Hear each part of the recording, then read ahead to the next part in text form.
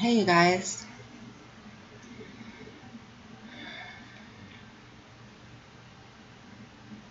I'm gonna see if I can't get a video up to show while I'm talking to you guys.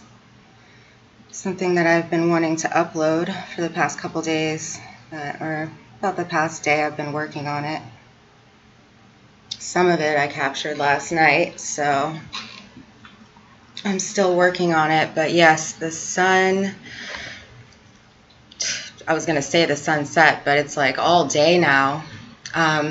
It has been a little bit overcast here and there, but it usually clears up, and there's this like gathering of beautiful vapor clouds, full of spirit, full of, the new dimension, full of all kinds of amazing things. So I'd love to show. Hey, what's up, you guys? Thanks for being here. Yeah, I saw that a couple of people were wanting to leave the last stream that I was in, and I'm not typically on live streams, but I really like that one because a lot of you guys are in there. The people that are really looking for the truth seem to kind of, we find each other, and regardless of all of the separation tactics. So I do appreciate the Maverick channel for, allowing a space for many of us to kind of come together. I'm always really weary of live streams for many different reasons. Some of them I'm just blocked from for no apparent reason. Sometimes this, I won't even get into it, you guys. There's a lot of nonsense that goes on, and like I was saying in the last stream, it's almost as if the fallen spirits, or the spirit of the Antichrist, or whatever it is, the artificial intelligence that took this world over 1,000 years ago, very specifically, that has completely inverted everything using Confucianism, and, is just really fighting hard right now. That stuff has really, it's almost like their hands are in there just manipulating everything, on every level that they can. And sadly and happily, that's the only place that they have power left, really. It's becoming harder and harder to, throw confusion out there or throw false information around and expect to get a rise out of people. Less and less are they able to actually live off of our life force that was being literally siphoned from us. I don't understand completely how, but this all has to do with ley lines. It has to do with the energy grid. It has to do with the pyramid structure that Saturn is. It has to do with so many things that, like, I can't wait to understand and learn more about. And that's really why I'm, it's a never-ending quest to, knowledge is obviously never-ending, and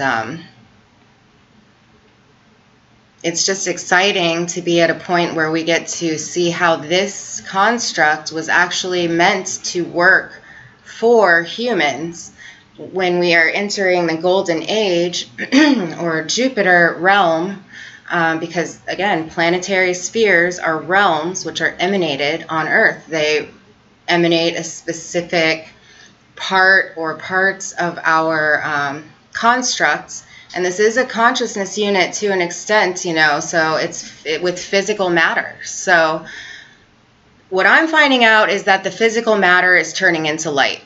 Okay, and so I've been coming across some interesting stuff, and it's been speaking about like this specific, just, I don't know, just kind of how humans were kind of more on an accidental type thing. But how do I put all of this?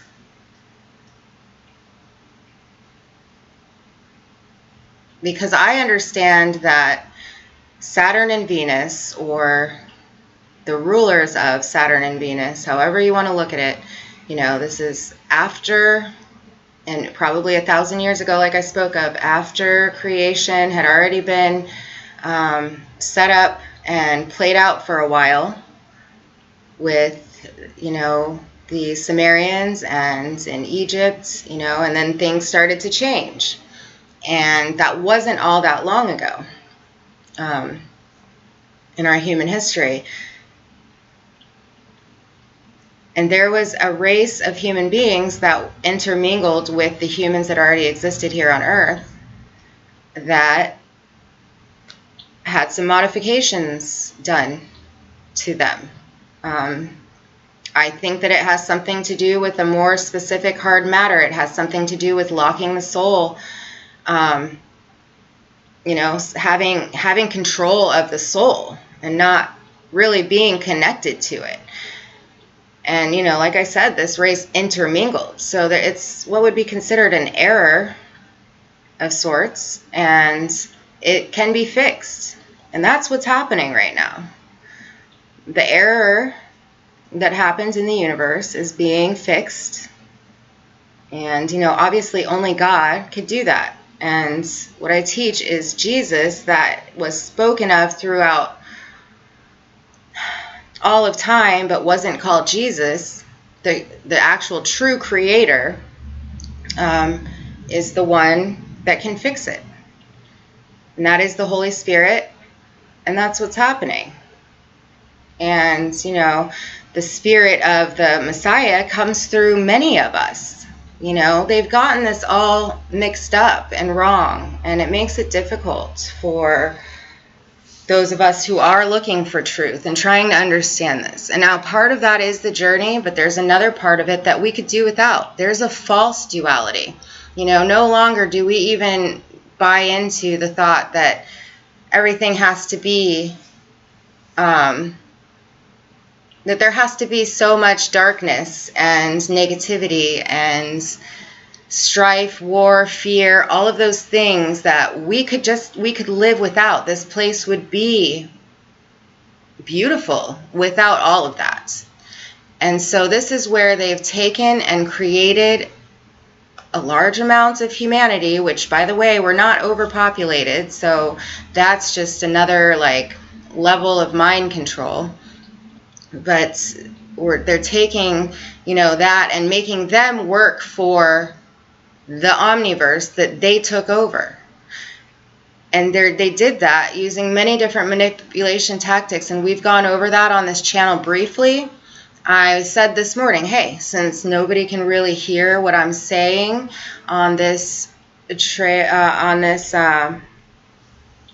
platform, which I was being sarcastic, and forgive me for being sarcastic once in a while, but this stuff gets to be ridiculous after a while. You see the tactics, you see the tools, you see that they're really powerless, the ones that are executing these operations that they're programmed to do.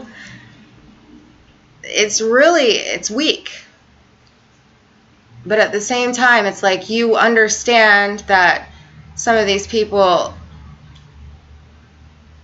don't know the truth, that they literally can't see outside of their construct, of their, they think the whole universe is Saturn matrix.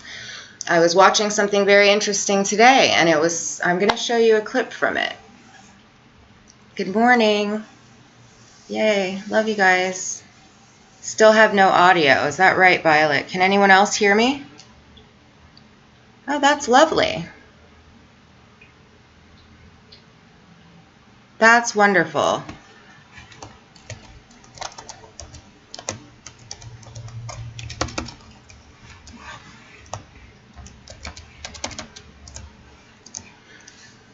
Let me see if I can fix the problem. Oh, good. Okay, so you leave and come back and the audio comes on. I hope so, because I spoke some good stuff up until now. Oh, my.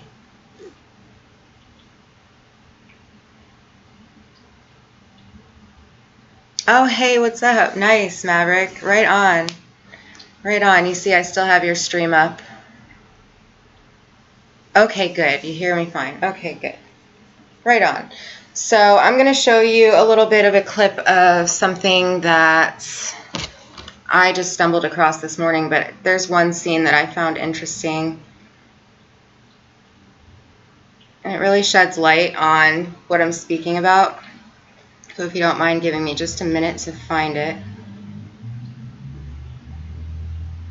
Awesome. I was just saying, Maverick, I appreciate that you bring us all together, and it's awesome how we all of us actual truth seekers really pull together.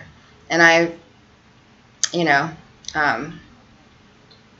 just appreciate that there is a place where we can, whether somebody out there is watching and, calculating or whatever from the outside, it's whatever. At least we still can come and gather. So I appreciate you having that on your platform.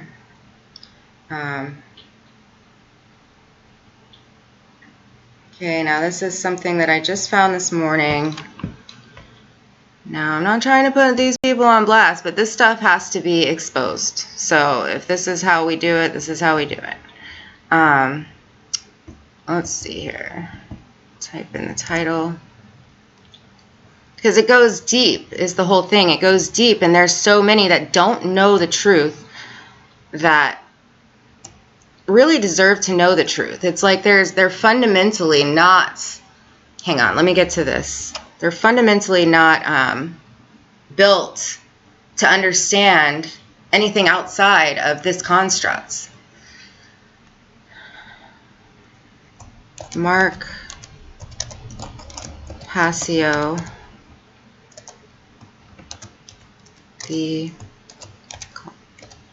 there's a couple of things that I'll show you. I didn't know it was going to take this direction, but I'm going to go ahead and follow the direction that I'm being given it. And I'll show you scenes from this, which actually might, I don't know how copywriting works. Maybe I should be careful and just show you a few things. To understand. Unfortunately, not. But I wouldn't mind if my, I don't know if I would get a strike. That would be no fun. Can I turn the monetization off for this stream? Stephanie, oh, healing and love to you. I hope that it heals really quickly. Sometimes those things just go away. I feel like it's inflammation and it's working.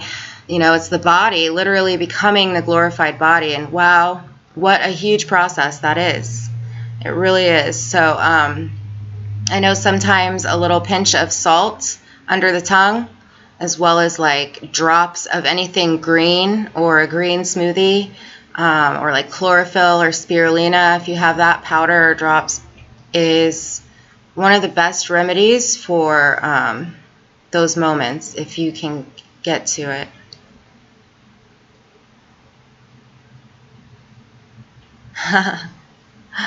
Right on. You guys are awesome. All right. I don't know how to turn monetization off. Can I do that on this page? Additional settings. I probably can't.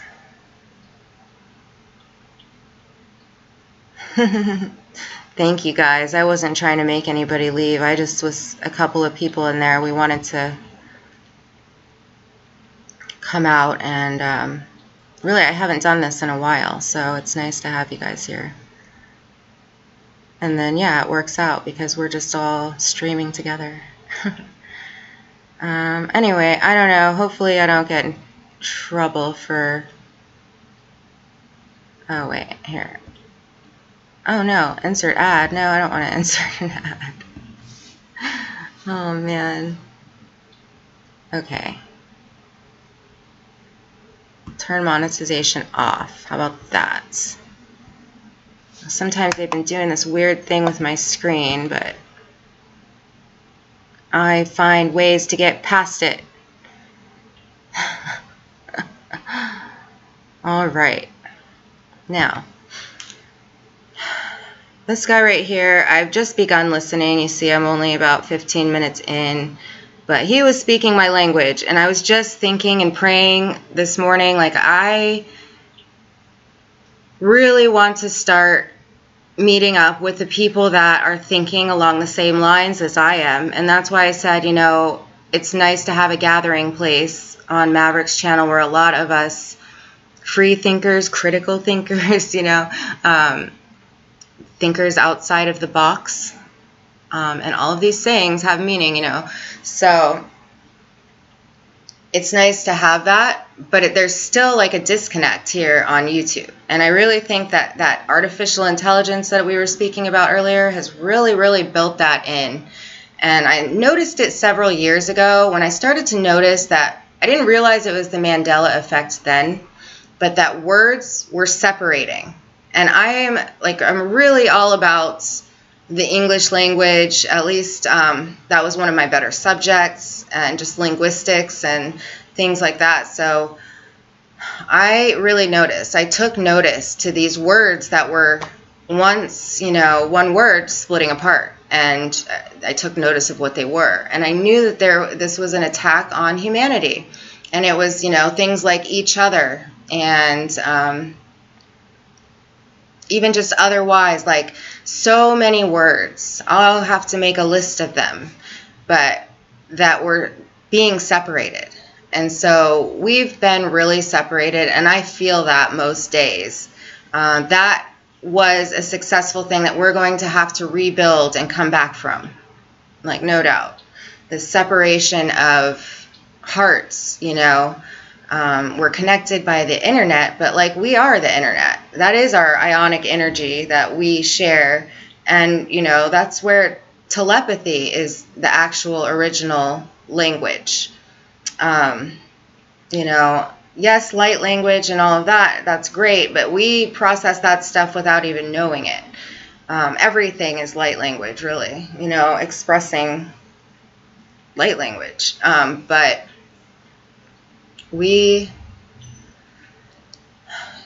telepathy is really the original language. And, that's the heart speaking to the heart.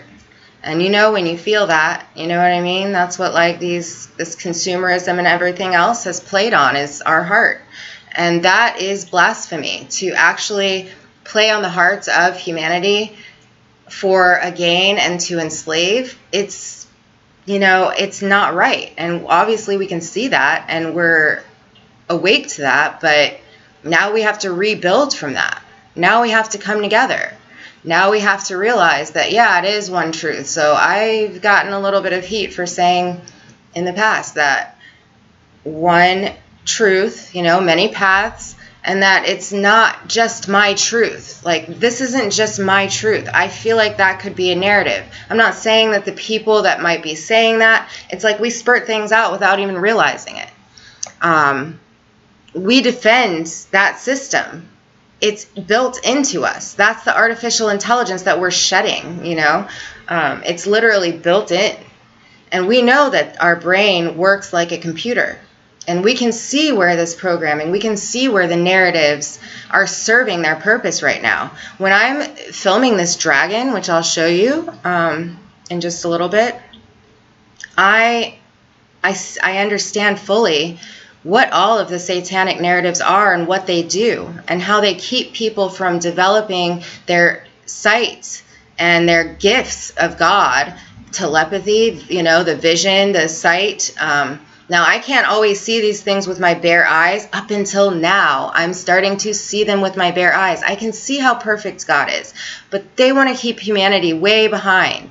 And I am like, at this point, I need some people up with me. Like, this is really happening. We have to remember more, because this is like becoming clear as day. And so what does that mean? That means that more and more are going to start to see this. And I see where all of the narratives are in place. So that being said, let's look at what people are serving, and they don't even realize it. Or do they care? They're just programmed to not see outside of that. Tremendous respect for from his show Adam versus the Man. I have tremendous respect for this individual because he is a former order follower who developed a true conscience. conscious Let's go to to this carry it order. out. They This is believe good stuff. So there are three main types of order to work in my personal life. This is Mark Passio, The Cult of Ultimate Evil, Order Followers and the Destruction of the Sacred Feminine. And Maverick was touching on this, which I thought was really cool because this just came up for me this morning. And I was just saying in your chat, like, what if the false duality and the separation tactics really, really root and stem from male and female, men and women? What if that was the false duality of, one of the main areas of false duality? Because spirit is androgynous. And that's where all this other weird stuff is coming in. When I say weird stuff, I mean like the elites doing strange things that are always highlighted. They're just emulating the true God. They're emulating the Most High's angels who are androgynous, who, are genderless because there's so much spirit and light again. That's what this transformation is about. That's what the Q movement that's been taken and used to gaslight Americans, okay? That movement is the truth. That is the Son of Man, the Son of God coming here as a man and turning into an angel of light. Carbon to crystalline. We're shedding that carbon, which I think iron has a lot to do with it. Carbon, that's why I'm weary of all these, like supplements, certain supplements. We're turning into light. So anyway, maybe that's why chlorophyll works so well for some of these symptoms. That's why greens are a superfood, because we're freaking like living light. So, and we're coming back from that intermingled, humanity where there was an error that we're here to fix, from dark to light, right? So, and I do like what he's had to say. I'm going to just play it for a few minutes if you guys don't mind. Present publicly because in the time we're living in, there is so much overwhelming ignorance regarding this type of information that the fact that I do understand it and live it places me in a position of moral obligation to speak those truths to other people, to help them to understand it and then apply those principles in their lives as well. Every person who wants to take away real value from watching this presentation should make a deliberate and conscious effort to do two things. First, set aside your perceptions of me as the presenter. This includes things like how I look, dress, or sound. Paying attention to such trivialities will distract mental focus away from the message that is being delivered. The information is what is critically important, not myself.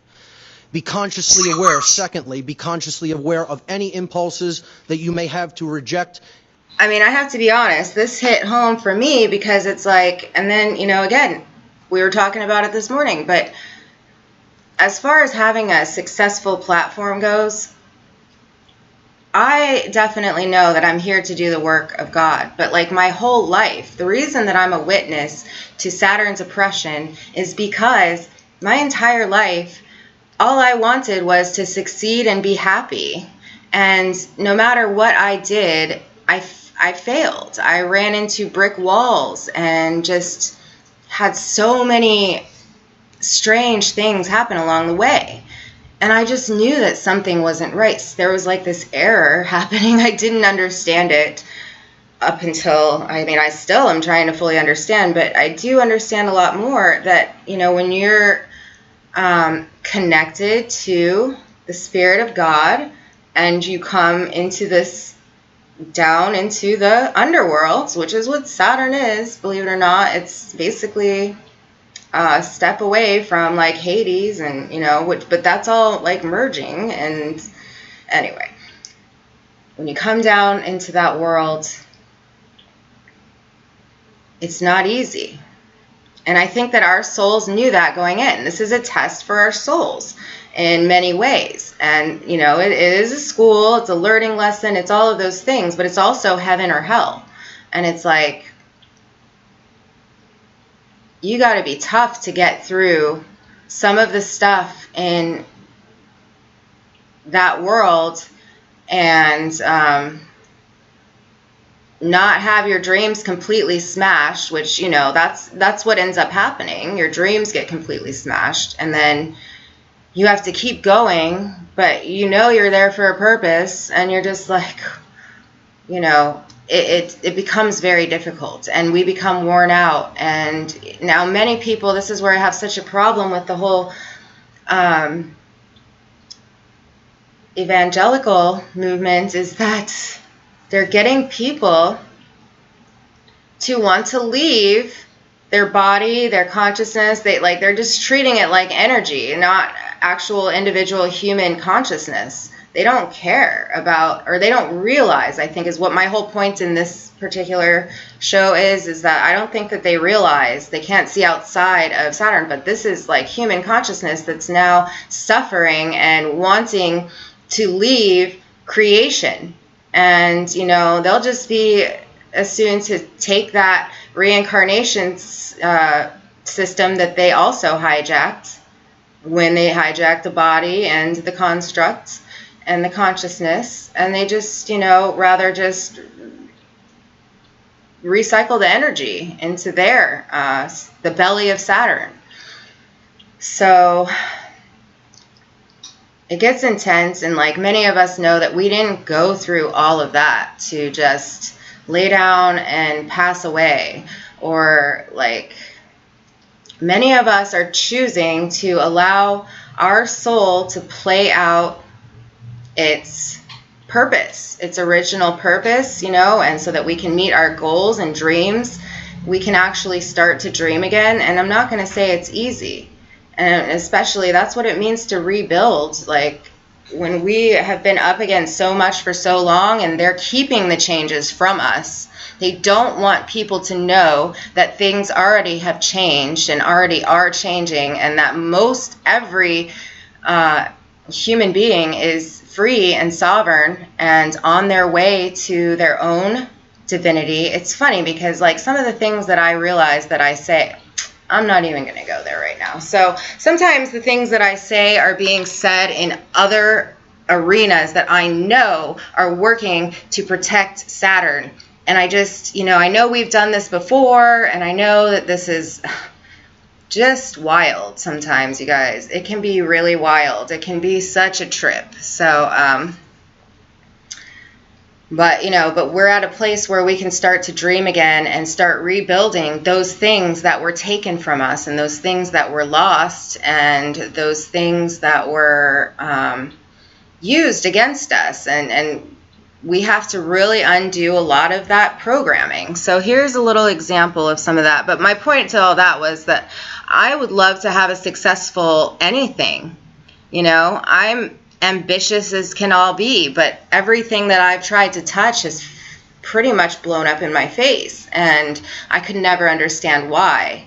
And, you know, it can be very heartbreaking. So as much as I am so glad I'm here to do God's work, do I want to be the most hated or most looked down upon person in, you know, a sector? Or like, you know, I guess that I'm a part of the sky videos of YouTube. So great.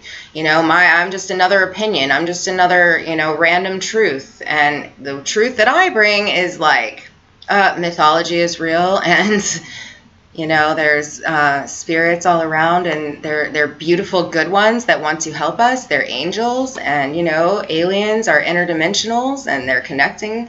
You know, that's the higher realms, you know. It's not popular, like Crystal Keith has been saying. The truth is not popular. So do I really want to be here giving this information? Yeah, of course I do. But is it what I want to base anything about like my life on? No, I have dreams and aspirations and things that I love. You know, I'm an artist and a writer, and there's so many things that I wanted to do in this world, in this lifetime, that there's been constraints on me, and that's why, we're pushing hard for a basic income for all. And that would change the dynamics of this world and this life. And so there's a huge pushback to not allow that to happen. It's not, there immediately labels come up. Like, I'm not looking at chat or anything, but immediately it's like, oh, you're a socialist. No, I don't even know. Like, I'm not a label. Like, you can't really label me. I'm for righteousness and what's good and right. And I know that this earth was made for the people, not the other way around. The omniverse was made for man to thrive at its optimal, function, like feeling wise, health wise, beauty wise, all of it. And I know that that's been switched around and that we have to get it back and rebuild, because the omniverse has been not working for the man. The man has been working for the omniverse, and that's what's ending, and that's what that system is, and you see so many defending it. But yeah, I guess my point is I really like this platform, but this isn't fun or like easy or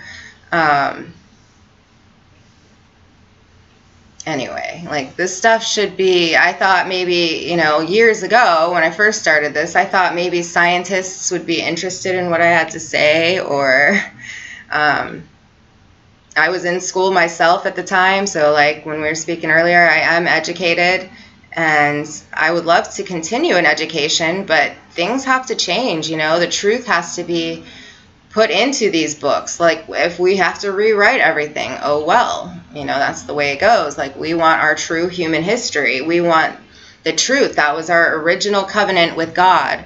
And that's what we all deserve back. We all deserve to understand our birthright fully. We all understand, we all deserve to, and it is our right to be able to reconnect to the soul. Like that's what this time is about. Reconnecting the heart and the soul where it might have been a little damaged or broken or cut off or, never really fused together, like whatever the individual journey might be for somebody. So, yeah. The information presented during this presentation solely based initially upon your initial emotional response to what you are hearing, because you may be angered, because you may get upset by some of the things I'm about to say. Be aware that it is a logical fallacy to try to judge the truthfulness of any given information just based upon how you feel when you first hear or see it. So with those caveats being laid out there at the beginning, let's jump in with the definition of an order follower. What exactly is an order follower by definition? An order follower is a person who does what someone else commands them to do, and who has therefore attempted to abdicate their free will and their personal responsibility for choosing their own actions based upon correct determination of the morality or immorality of a particular behavior. That is the definition of what an order follower is and does.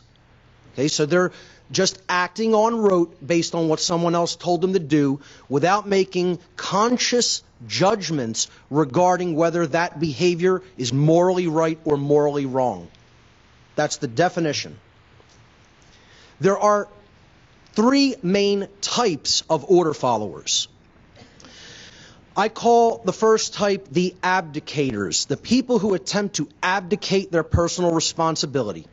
These are individuals who do what they are told to do by a perceived superior without first judging for themselves whether or not the action they've been ordered to perform is morally right or wrong.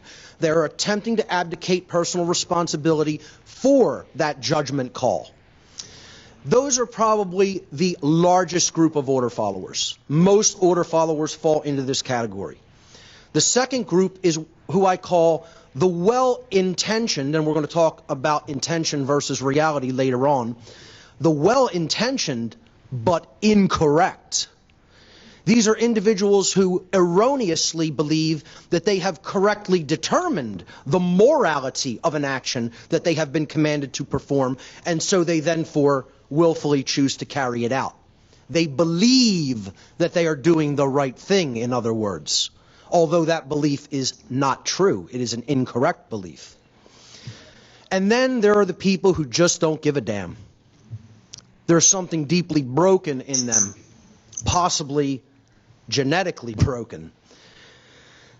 Now that's kind of what I was going to say earlier when it comes to some of the errors. You know, it has produced different situations that reflect as like narcissism or,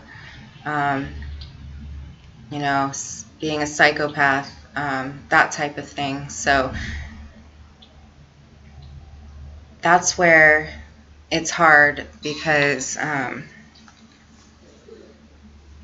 some of these people can't help it. They literally were born that way, and it can be repaired, but it's a choice. That's the difference between like following somebody like Satan, the father of lies, being an order follower, you know, versus being a co-creator with the true creator, and being connected to the heart, being connected to the parietal lobe, the soul,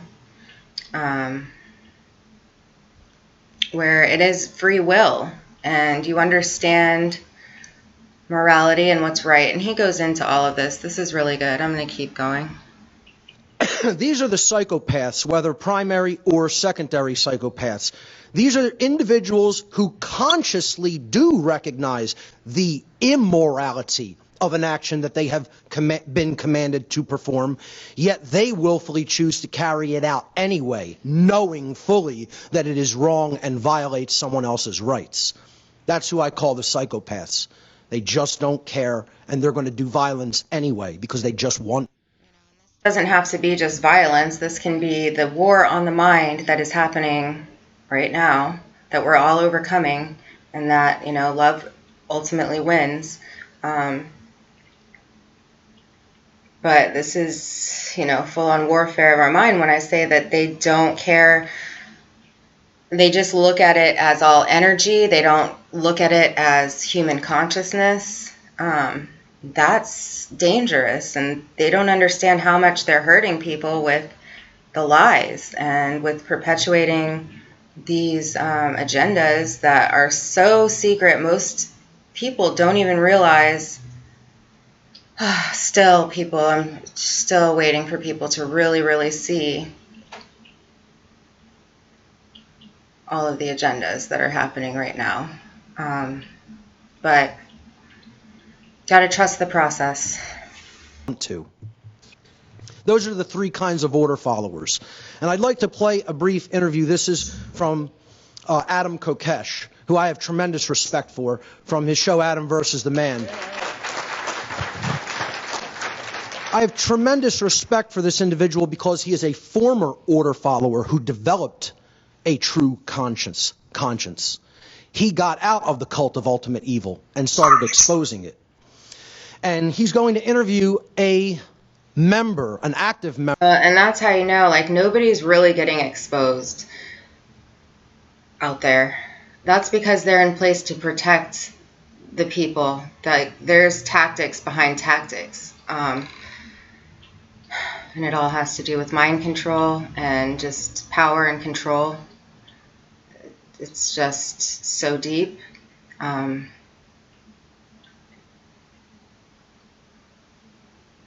that's why this kind of thing is very important, and so I'm glad that I'm doing it right now. I hope you guys are okay. Check on you.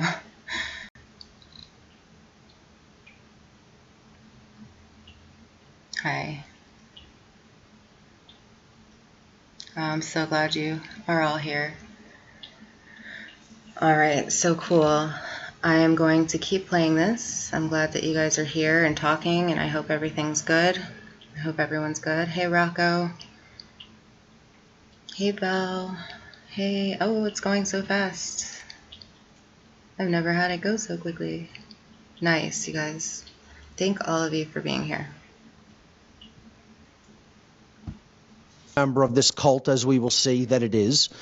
A typical order follower. So I'll let this video speak for itself. Hey, what's happening, Staff Sergeant? How you doing? Hey, my name's Adam. Nice to meet you. I was in the Marines. I do a YouTube channel now called Adam versus the Man. You mind telling me what it's like being here for inauguration? It's a great thing to be here. Right on. Can I ask about what you think of President Obama?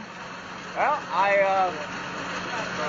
I support our new leader, and that's pretty much all I really feel about that. That's what I'm talking about. That's what I'm talking about. Support our leader. Hey, our new Commander-in-Chief, go Obama!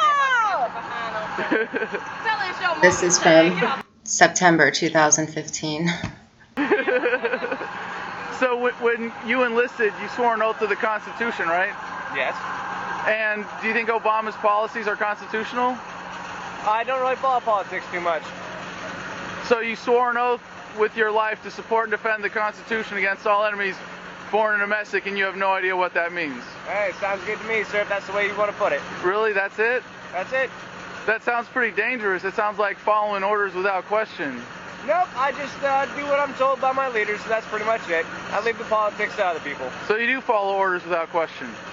From my leaders, yes. Yeah. So if they told you to do something that was immoral, you wouldn't question it. You wouldn't wonder what the basis of that was, or where that order came from, or what its real purpose was. You just do it because someone told you to, and they're paying your paycheck. Hey, whatever you want to say, sir. Hey, don't call me sir. I was a sergeant. There you go. I worked for a living. Okay. But I got out and I found out what was wrong with following orders without questioning them. And I found out that when I was in Fallujah in 2004 with the Marine Corps Civil Affairs team, we weren't really serving the people or protecting people. We were serving the politicians and the banksters and the war profiteers. I mean, doesn't that bother you to know that you're a pawn in all that, and that you allow it to happen by just following orders without question? Hey, whatever way you feel, sir. Well, I'm asking how you feel. It's not really important how I feel. Feelings have been conditioned out of you? You're a soldier now? However you feel, sir. Well, is there anything else you want to say on the subject for posterity? No, sir. Well, let me tell you, hey, you got to stop calling me sir, man. All right, sir. Staff Sergeant. Oh, all right, I see how it is. Well, there's an organization called Oath Keepers, and it's about people who take their oath to that Constitution seriously and want to make sure that things like what happened in Katrina, where there were soldiers and National Guard troops asked to take away citizens' firearms who were trying to defend themselves, or troops being used against the American citizens. They want to make sure that doesn't happen. Would you be interested in having a little a more understanding of your oath and commitment to the Constitution that you swore an oath to support and defend? I'm good the way I am, sir. Really? Doesn't that make you part of the problem? Hey, if there's a problem, I'm not aware of it. Is ignorance bliss? Could be, sir. Could be. I don't think you're as dumb as you make yourself out to be. I think you're playing me off. Might be, sir. You might be. I'm pretty confident in that, actually. All right. You're smarter, aren't you? You know what I'm talking about. Well, I got a job to do, sir. What's your name, Staff Sergeant? Bob. What's your last name, Staff Sergeant? That's all I got, sir. You're a public servant, are you not? Sounds good to me, sir. You don't want any kind of accountability for what you're saying, do you? No, sir. Well, you don't have any name badge on. Special Police, Staff Sergeant Bob. Thank you for your time. I hope you'll at least take the advice of an older veteran and think about some of these issues. Have a good day, sir. All right, appreciate it. Yep. That is a member of a cult. Yeah, so there you have it. And hey, Jackie. Hi, my river runs to him. Hi, you guys. Thank you for being here all. So yeah, I'm glad you're here. But good stuff, and it really is eye-opening, even when you're, already aware that this is taking place everywhere. And like, let me see, there's another one.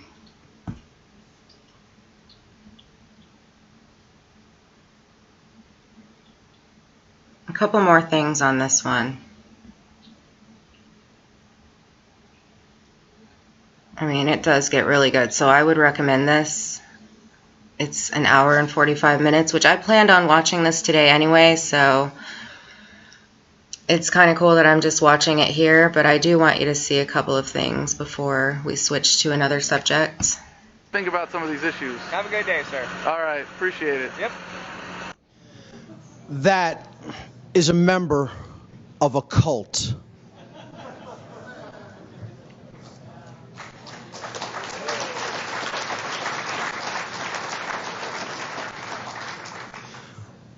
Order following, as I trust that everyone in this room just clearly understood from that graphic demonstration, is directly opposed to conscience. When that gentleman was asked if he cared about whether he's doing the right thing or not, he said, "I just do what I'm told by my leaders."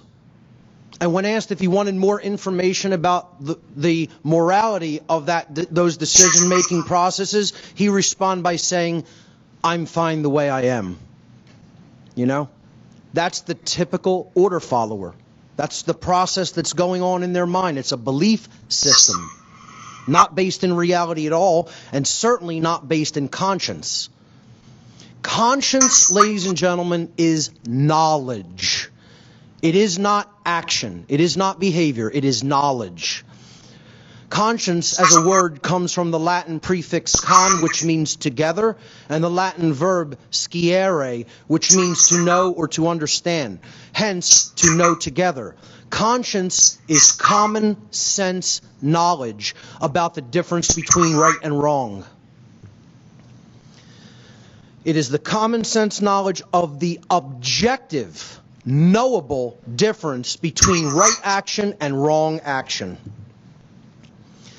And people will then ask, well, what is right action and what is wrong action? Isn't that super complicated? Wouldn't that take like lifetimes to understand? No. It's very, very, very simple, actually. Right is that which is based in truth, and hence it is correct. It is in harmony with the laws of morality that exist inherently in nature, what I term natural law, moral law, cosmic law, God's law. Whatever name you want to use for it, it's the laws of morality and the difference between right and wrong. Actions based in right do not result in harm to other sentient beings. Conversely, wrongdoings are based in illusion and pure belief and fantasy and constructs that only exist in an imbalanced mind. They are not based in truth, and therefore they are incorrect. They are immoral because they stand in direct opposition to the laws of common sense, to the laws of morality. Actions that are wrongdoings result in harm to other sentient beings. The biggest part of the problem we're facing on Earth is that the average human being, certainly not in this room, but the average human being walking around on this planet, does not understand what a right is and cannot give you the simple definition of a right. A right is an action that does not cause harm to another sentient being. If harm is resulting, the action is a wrong. If no harm is resulting to someone else, that action is reserved as a right. And it is quite simply that easy, that simple to understand. Unfortunately, 99% of people don't understand that, and therefore they don't exercise conscience. The exercise of conscience is the free will choice of right action over wrong action. Once you've taken in the difference between right and wrong, once the definitive knowledge of the objective difference between right and wrong. So many of us here naturally understand and experience and express these ideas and understanding. Like, we get it. And what if there's some that, that can't, because something needs to be repaired or something needs to be rewired, so to speak. I've done some studying and I've done some praying surrounding this very thing, and there actually is a set of basically human wires, human brain wires that needs to be redirected. And like there also needs to be either a thickening of like there's a physiological error that needs to be fixed. And so, God can do anything. So we ask God to please fix that error and help everybody to have the same functioning body that was originally meant to be. It's cruel. That's why we have the story of Adam and Eve, you guys, where there's a few different versions of this throughout time where you hear about the Holy Spirit looking down and seeing her, a model of her, but it was lifeless. And she wanted to give her spirit because her heart was breaking. And at this point, that spirit was just a spirit, the Holy Ghost, because she was actually like murdered. So that's where you get the serpent. She was crucified, and that's all of the truth about the human history that is being hidden is the story that I tell. I mean, I don't know all the details. I just know what I've been shown and given to give. And so, anyway, the Holy Ghost is the serpent in the garden. And obviously that's when this race of human beings that Venus and Saturn created came in. And apparently that, somewhere in the world there's a story about them being lifeless. And, so this goes back to everybody has the true spirit in their heart. So she must have somehow offered the electrical spark of life. But I think that needed to be there no matter what.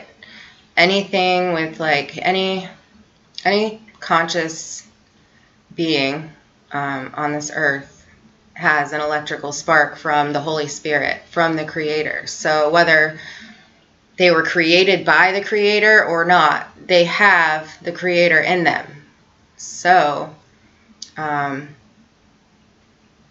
that's where she was offering her spirit, maybe offering to connect them to the soul. There was something, these parts have played out over a long period of time, and there's been some really crazy stuff that's happened in between then and now. And none of that really matters because things are going to change no matter what, and everybody's going to be lifted up and healed, and everybody on this earth is going to have a choice of whether they want to continue on their soul path on this earth plane, or if they want to live it out in that old construct type situation. Everybody's going to have that choice.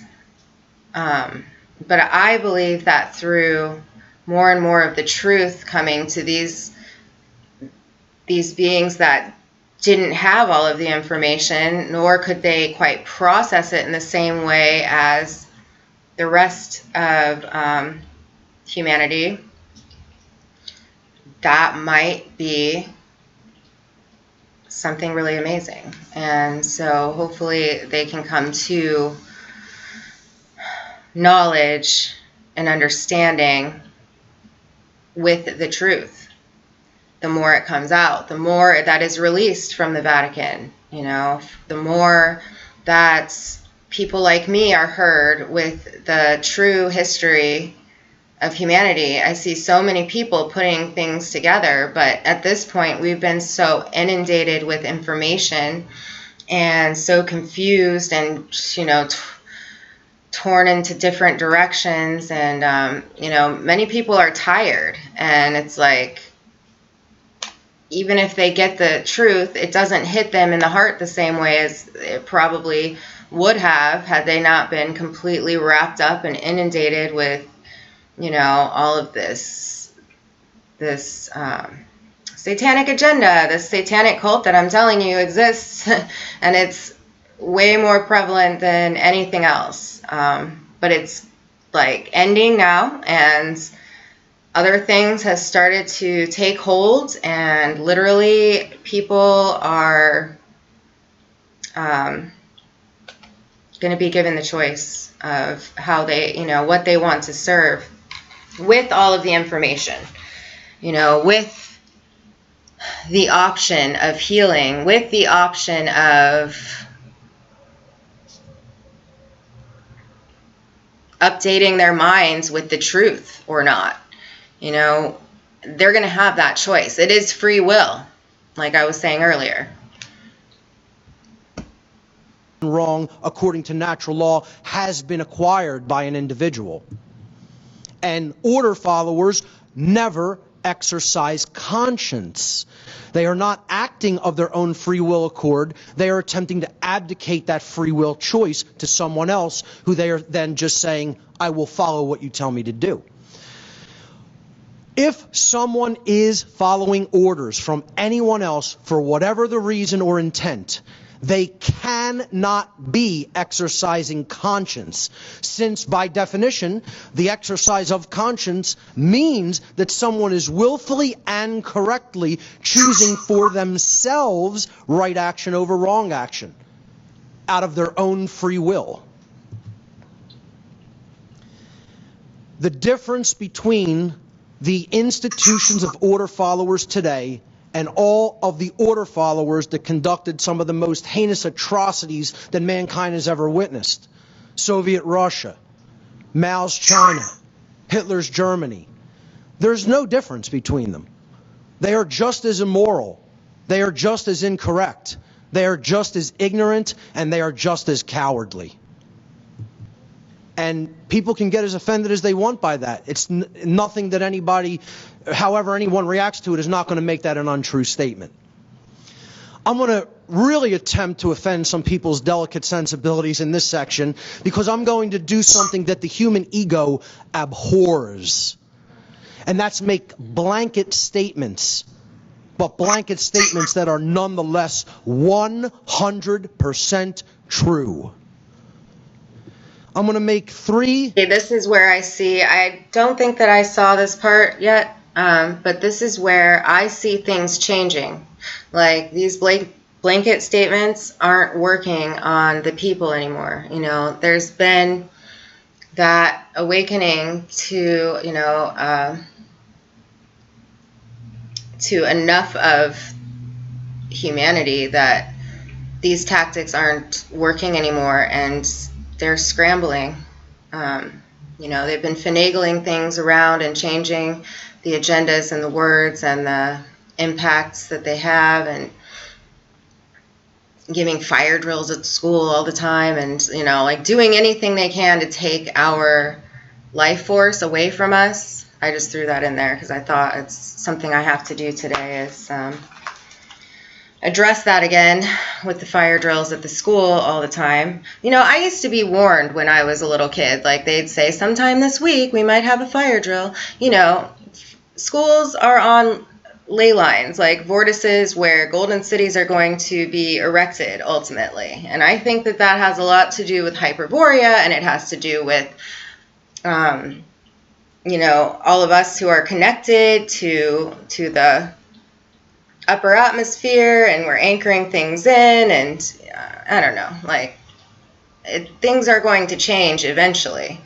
But for now, they're scrambling because the hijacked system that they've taken over isn't working any longer for them. It's working for Mother Earth.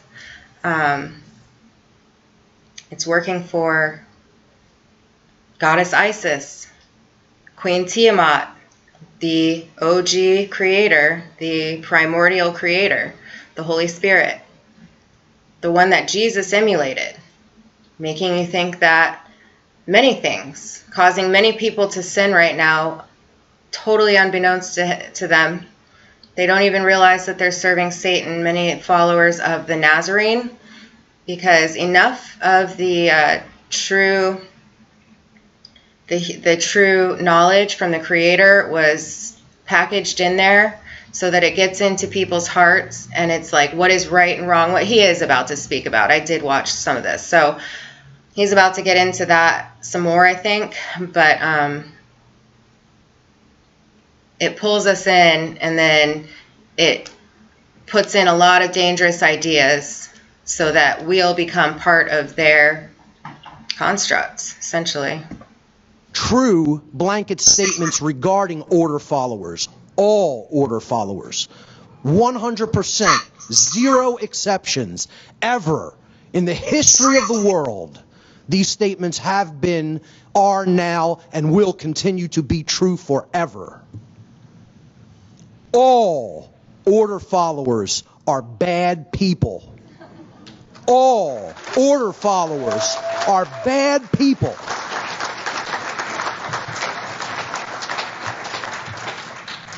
The exit's in the back for some people who are a little too offended by it, you know.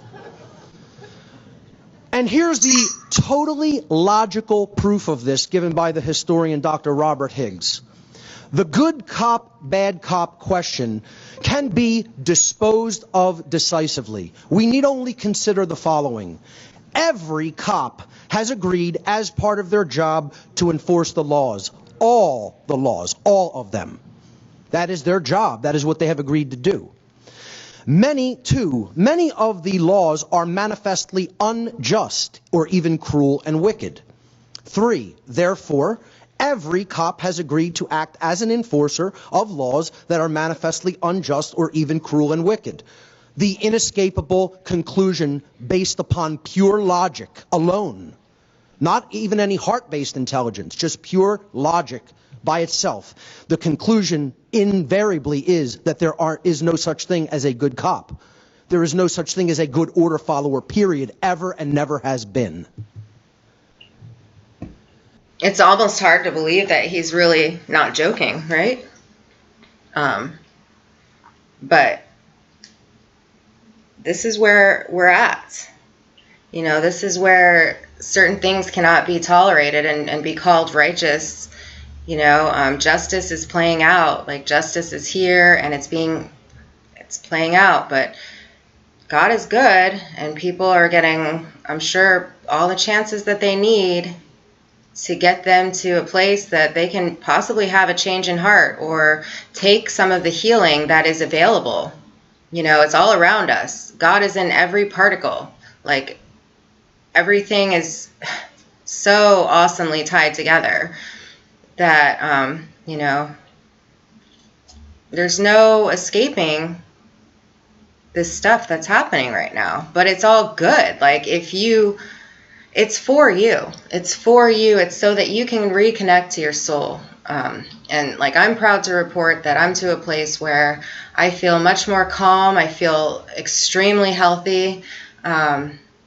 I feel happy. I mean, I can see where so many things have been repaired, and I'm just like about to be like my own little universe in a way, you know, and I can see where this is the spiral, the cosmic spiral of Yeshua, where we literally move up and out of that matrix, and we are put through the furnace, you know. Some of it is, well, all of it is that we chose to be here and to do this. You know, and I'm sure that there are some that are just like this guy's talking about, order followers, where they don't know any better, but they're going to have a chance to know better and to be infinitely joyful. Like, everything's never supposed to be perfect, but there's this false duality happening, and if we can really understand it, then we can change it. And so that's why I really like this. I don't know. I hope that I'm not all over the place. Let me check on you guys. This is kind of weird. Thank you all for being here. Awesome. Yeah, cosmic law, universal platinum law. There's no escaping it, and it's being fixed. Like the law of attraction not working for some of us, kind of what I was talking about at the beginning. Like no matter what we tried, we kept stumbling. There were stumbling blocks put in our way. That's reversing. Now the stumbling blocks are in the way of people that are unrighteous and people that are not doing the right thing and people that are having a negative effect on human consciousness at any level, especially somebody else's. And that includes themselves. Like, this is the time to come to Jesus moments. It all makes sense once you really kind of think about it. But then, of course, there's always way more to understand. But I just have always hoped that we would get on the same page. But then I started to see that not everybody wanted that. But then now I see that they were specifically put in place to do what they're doing. And like all they can see is they don't see Satan because they are in it. They're literally doing the work of. And they literally, like, they think that they're righteous. But, like, here we're looking. No, none of the order followers are just. And this is why, okay?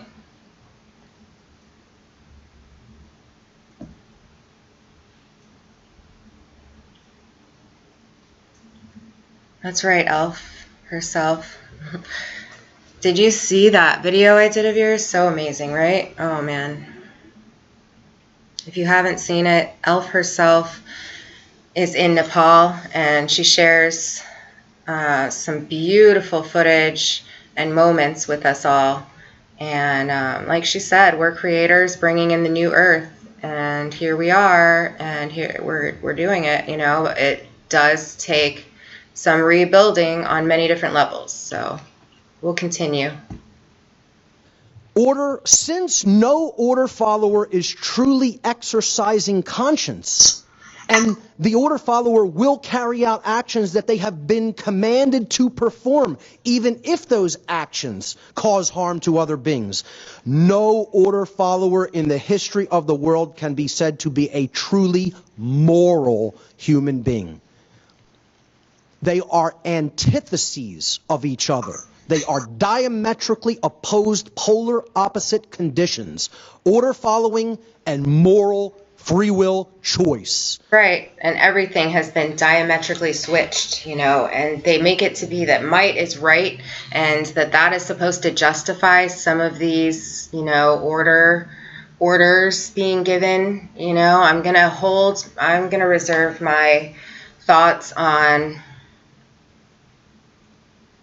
the situations all around the world, because I know that they're all working together to continue this thing that they've got going on. But this is what it's about. And I really appreciate this guy for standing up and speaking out. But like Crystal Keith was saying, the truth is not popular. And like he's saying, and like I'm saying, it's not like our first fun choice to be here, to be telling these truths and to be coming up against that system. But heck, I lived through it, and if I can help somebody else to wake up and, come out and live into a new world, a new paradise, be on the ground floor, like, who doesn't want to know that that's possible? That's what hope is about. Who doesn't want to know that they don't have to live like that? They don't have to serve that system in order to succeed anymore. They don't have to sell their soul. And if they did, they can actually work on getting it back, because it's about reconnecting to the soul. It's not that you sold it and sold out necessarily. I mean, some people obviously know that they have and did, and this is what this is actually about. But there's other levels where people have subconsciously sold out. And so it's really just about being connected or disconnected, and the process that takes. Like, I've spoken on my channel before that the marriage to God is a kiss on the neck, and literally, you go through a lot of crazy stuff. It's a literal physical connection of the heart to the parietal lobe of the brain, where the sphere of the soul lies, where that is pushed out of the way with the kundalini serpents and things like that. You know, there are, look, they said it, that there would be a lot of spirits around us and things like that. So we are making those decisions, but everybody needs to have the full truth and understanding that not everything's, you know, serving Satan is not the only choice. It is not the only choice. Anyway. They can never go hand in hand. This brings us to the issue of moral culpability. You know, like I said, I can't like always just drop these things. Sometimes I just can hardly come on because it's some of the things that I say would require an entire day of sitting and looking at to understand, you know.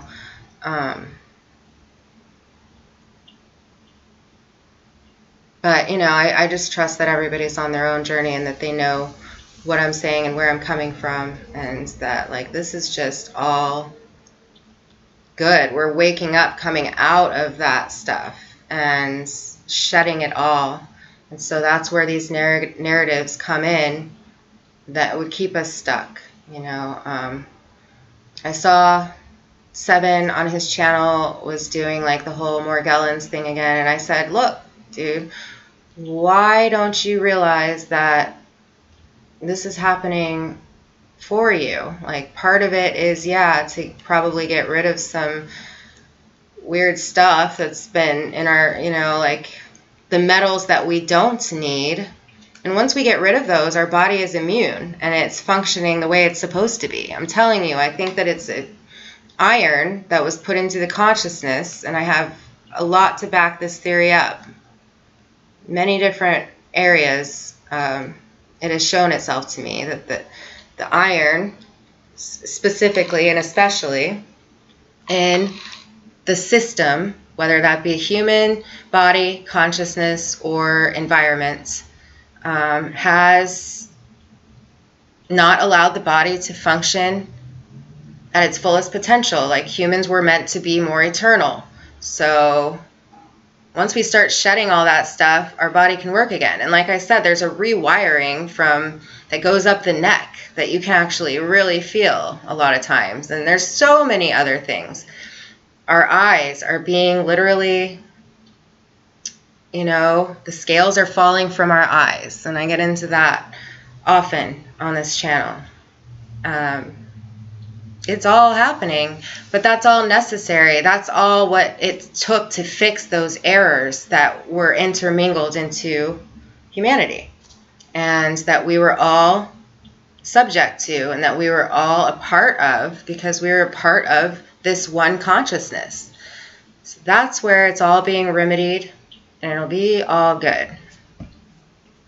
When it comes to order followers, the question always arises, who's more morally culpable? Where does the real responsibility or blame lie? In the order giver or with the order follower?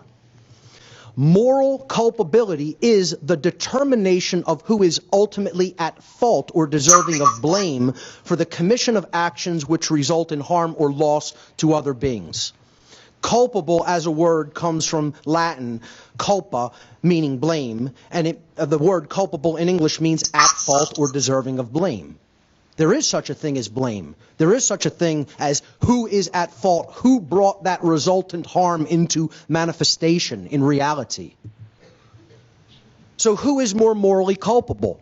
And please read the question specifically, who is more morally culpable? I'm not making the statement that neither party is morally culpable. I'm saying both are morally culpable, but who is more at fault or deserving of blame when harm results as a result of one group giving an order and another group carrying out those orders? The order giver or the order follower? There's a correct answer to that question. It is not a matter of opinion. The way you determine the answer, the correct answer to that question, is you ask this question.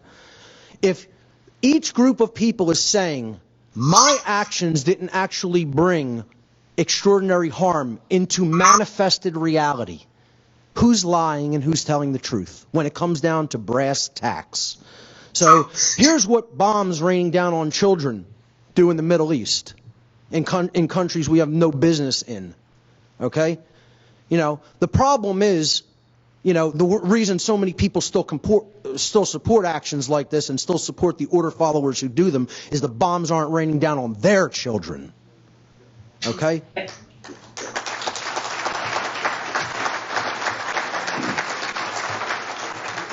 So who's lying and who's telling the truth? Well, the painful answer is those politicians aren't lying.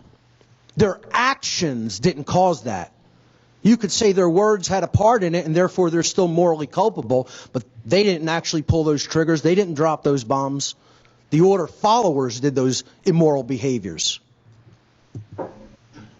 The painful truth, the order follower always bears more moral culpability than the order giver, because the order follower is the one who actually performed the action, and in taking such action actually brought the resultant harm into physical manifestation. Order following is the pathway to every form of evil and chaos in our world. It should never be seen as a virtue by anyone who considers themselves a moral human being. Order followers have ultimately been personally responsible and morally culpable for every form of slavery and every single totalitarian regime that has ever existed upon the face of this planet. This is the result of following orders, invariably, to its inevitable conclusion: genocide, mass death, mass graves. People committing themselves to evil that they even know is evil, and they give themselves over to it because, hey, I was just doing what I was told. I was just doing my job. Just following orders. I was just following orders, or I was just doing my job, is never a valid excuse or justification for immoral criminal behavior. And this lame attempt to abdicate one's own personal responsibility should never be accepted as a valid excuse for such criminal behavior. Unfortunately, too many people let people like this off the hook, off the line, because they accept this justification that, oh, you were just following your orders, you were just doing your job. Well, oh, okay. Well, that excuses you somehow. No, it doesn't. It doesn't excuse you of your personal responsibility to choose right action over wrong action, and never should be accepted as such. The word justification comes from the Latin noun jus, which means law or right in Latin, and the Latin verb facere, which means to make or to create. Thus, the word justification, coming with those two root forms together, actually means to create a right, to attempt to create a right which did not actually exist in nature.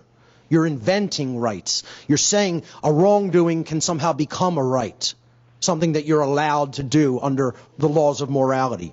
So, you know, here's a little internet meme. This is a picture of a criminal who didn't obey the law here on the left side, and some other guys who are just following orders. You know. Order followers are ultimately the servants of evil in the world. Evil cannot accomplish its goals or its objectives without people willing to carry out the evil, because they were told to carry it out. A great quote by Gandhi, he said, "You assist an evil system most effectively by obeying its orders and decrees," talking about the order followers in the world. An evil system never deserves such allegiance. Allegiance to it means partaking of the evil. A good person will resist an evil system with his or her whole soul. Beautiful quote. I wholeheartedly concur. I want to talk a little bit about intention, the intention of the order followers. You know, you'll hear a lot of New Agers bring this up. Well, doesn't the intent matter? Doesn't what they actually intended in their mind matter so much? Absolutely not. It's meaningless. Intention, when it comes to carrying out immoral behaviors, is meaningless. Your behaviors either caused harm to another being or did not cause harm to another being. What you intended has absolutely no bearing on that. The action has all the bearing on that. And the action only. And that's what our souls will be judged upon. Okay? That's what we'll judge our souls based upon. Yep. And this is how this gets obfuscated, okay? How reality is actually structured and built, how we experience our reality in this powerful, very simple building block demonstration. It all begins with knowledge. Without knowledge, there is no foundation to understand how reality is built. There is no foundation to understand the real laws of attraction. This is why the order follower continues to do what they do. You hear that? The real law of attraction. Like, I mean, he is so speaking my language, but he's putting it a lot better than I can put it all at once. So I really appreciate this. I hope you all are enjoying this. I'm going to continue to watch it. And maybe we can take a break in a few minutes and I'll show you a couple of really amazing things that I've gotten recently. Because they don't have knowledge, or they ignore that knowledge. Okay, they willfully refuse to accept it. Knowledge is the available information, the grammar, okay, all the components that we need to assemble and bring together. Potential knowledge that may be gathered, processed, understood, and then eventually acted upon by individuals. That's the base level of how we create our reality. Without access to that knowledge, we cannot consciously create our reality effectively, the way we want, to create it without chaos, to create it in an orderly fashion, in a peaceful fashion, in a harmonious fashion. Upon the knowledge step of the reality building process, if you will, and what I'm building here, many will recognize, is the trivium process. The second step of this process is the understanding phase, okay? It is the processes that take place in the human mind that are chosen by each individual based upon the available information that they've taken in. So this is where you're processing that data, and you're weeding out the inconsistencies, and you're coming to an understanding of it. You're grasping how it works. Without that knowledge being present, you can't understand. You cannot move to that second step at all. This is why dark occultists and people who want to keep the world in thrall, in slavery, always try to control the availability of information first and foremost. Because they want to cut people's ability to consciously create reality off at the root. The third step of this trivium process is wisdom. Right action. And you'll notice I put on all the building blocks. I mean, that's part of the plan that they are just not budging on. You know, like I said, we started watching it when words started to be split up and artificial intelligence just got in there and has taken over. It's going to take some time to remedy, but, you know, it could be all at once. It could be, I really do think that this big thing that everybody's waiting for is that the systems kind of switch, you know. We go from running on Saturn to running on the true God's system, which, yeah, is Mother Earth. And a lot of people are, if you listen, they're all coming out now and they're speaking about the fact, and I've highlighted it already on my channel, but it goes way deeper than that. There's a lot of people that are put in place to hide the truth about the mother, to hide the truth that Jesus is here, that there are angels here, that people are becoming angels. Like, that's what the process that we're going through. There's a lot of stopping of information, and it's like they're going to keep trying to stop it all the way up till the very end. But especially the things that I'm saying, because because it's the truth, and this is exactly what they don't want the masses to understand. But it's becoming obvious to me. And, you know, when I see the views on my videos lately, they've gotten way less. And I mean, you can just measure, you can just like get a feel when you look at the numbers and kind of like what's going on the rest of the platform that is being highly suppressed. So clearly that's something that like many aren't budging on, even though they've been called to fix the problem. But I've seen where some of these platforms, it's not that they're going to go away completely. It's that they need to be fixed, and they're going to need help. They're going to need our help to remedy, you know, some of the artificial intelligence gone wrong. But, you know, I think that that could happen here with like a switchover. And it's all love-based. The errors are fixing themselves. People are coming to knowledge, you know, the truth is getting out there, but, you know, we don't have forever. So the ones that are actually in the place of doing it, they're doing it like they know what they're doing, but they keep choosing to do it. And they're not choosing healing, and they're not choosing truth yet. But like, yeah, that's when people say time is short and stuff. It's like, you know, now's your chance to fix the error. Stop lying to yourself, you know. But we'll see what happens. Or lack thereof. You know, without knowledge, there's ignorance. Without understanding, there's confusion. Without wisdom, there is folly. Wisdom, or the behavioral stage of the reality creation process, is based upon each individual's behavior. Each individual's behavior is based upon the quality of their decision-making processes in step 2, which are in turn based upon the quality of the available information they took in step 1. Then we get a result in the real world. We get a manifested result. Is it order? Is it chaos? Is it peace, or is it destruction? You know, is it life or death? You know, is it what we say we wanted, or do we get the opposite of what we said we wanted, suffering? The manifested reality, the quality of the condition with which manifests in any society, is always based upon the aggregate, the collective quality of the behavior within that society.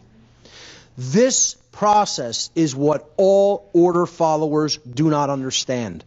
They do not have any knowledge of how the reality that they are unconsciously co-creating is structured or works. And that information is deliberately held back from them, never offered, and they don't seek it out because they're looking to abdicate their responsibility. And we'll get to why that is. Yeah, remember that that soldier at the beginning of this, you know, it's true. It's true. They don't understand natural law. This is why an order follower cannot be a good person, because of this lack of knowledge. We're ultimately talking about the lack of conscience, which is knowledge. The natural law expressions. It all starts with either love or fear, and it moves down unilaterally through these progressions.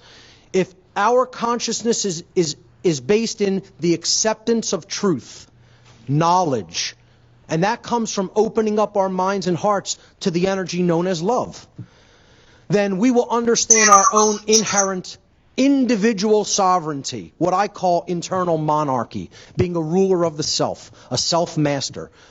Okay, nobody else ruling you, no one else having the right to rule you. What will manifest in the aggregate of society will be true freedom, what I call anarchy, external anarchy, meaning no one outside of the self is attempting to rule anybody else.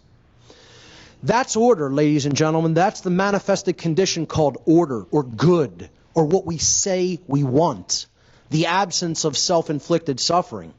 Conversely, if fear is the underlying modality of consciousness, we're going to remain in a state of ignorance, because that fear is going to drive us to refuse to accept truth. And in that, we're going to go into a state of confusion internally. No ruler at home, no ruler in the kingdom of the self. Internal anarchy is a very bad thing. You need the rule within. This is the kingdom that you have the right to rule. Your own thoughts, your own emotions, your own actions, and nothing else. That's right, not anybody else's. And if you're playing a part in that, then you're just as guilty. Like, I mean, everything he's saying is so true about order followers, and that there's nothing good about it. And these people really need to stop and take a look at what they've been serving and why and how they have been lied to, and that now's their chance to come to knowledge with the truth. And it will be so healing, you know. Everybody has desires of the heart, and if those look like they're going to fall through with the dark ones that promised you this, well, then jump ship and, you know, come to the light. Step into the light. You'll be protected.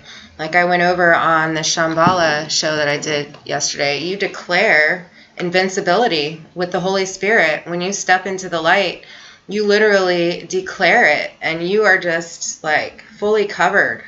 And there's really nothing to worry about. Of course, there's a transition time of fear and angst, but all of that's necessary, you know. That's part of your personal journey, and it's part of working yourself out of the hell that you might have created for yourself, you know, that you're finding yourself in all of a sudden. Because like he's saying, and like I'm reporting, Earth is working the way it's supposed to. This unit is working now again the way that it was intended to before it got hijacked, before it got messed with, and before an error went through and, you know, wreaked havoc.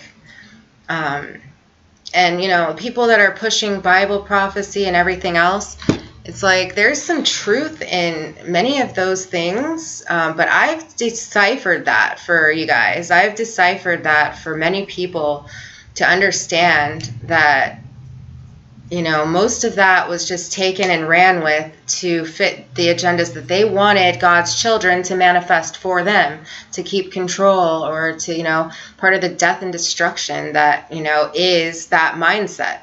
So the true prophecy is ancient prophecy, which we'll get more and more into, but it's not, you know, this biblical prophecy the way that they're pushing it. Not at all. It's completely different.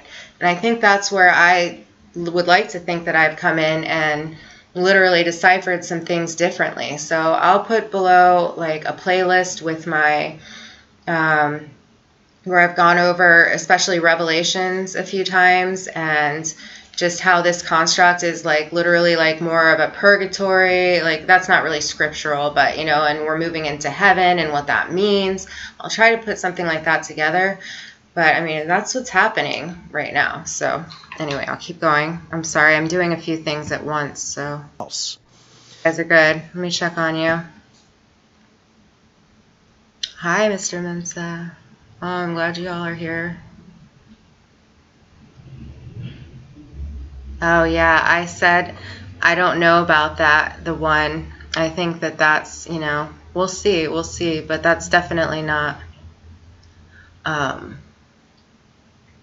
the one.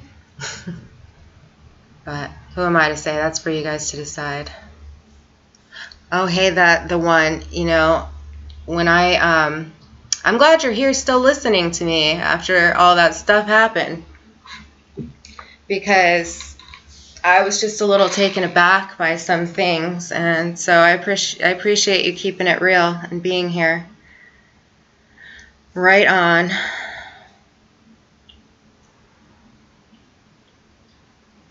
But there's no doubt that the Spirit of the Messiah is here and working through people.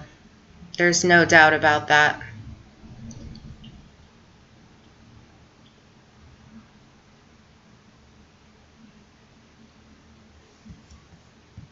Wait a second.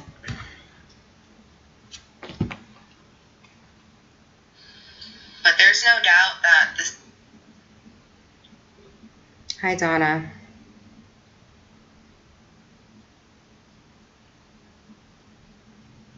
No. Okay, guys, that's exactly what I'm talking about. See, you're resonating with that, but that's all in place. This is why I step up and I can't, man. Anyway. Yeah, no. Nope. That's what I'm talking about. Bye, the one. Much love to you.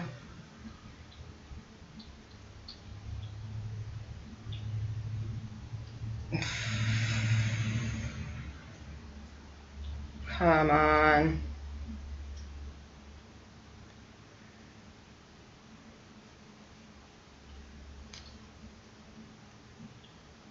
Nope. Not doing that today. This is what stops me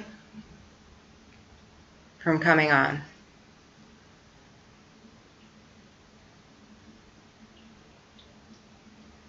Sorry, dude. But I have a feeling like you know where I'm coming from. And it's so unfair. It's so uncalled for at this time. Like, this is what we're talking about right now applies to some of the people in my chat that are here. It's mind control on a brand new level. Like I said, they're always switching things up. How can they get to you? Well, there's agents of mind control everywhere and have their hands in everything. And they're just trying to sway the people and keep control. And they should be focusing on finding the truth.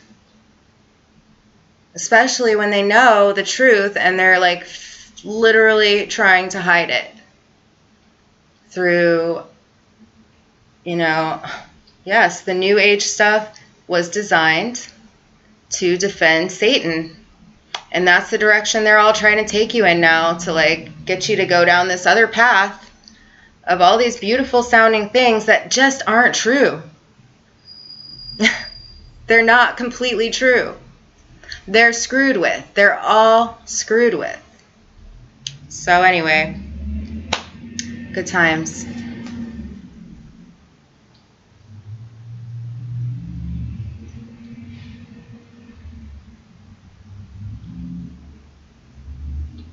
Like, I'm fully aware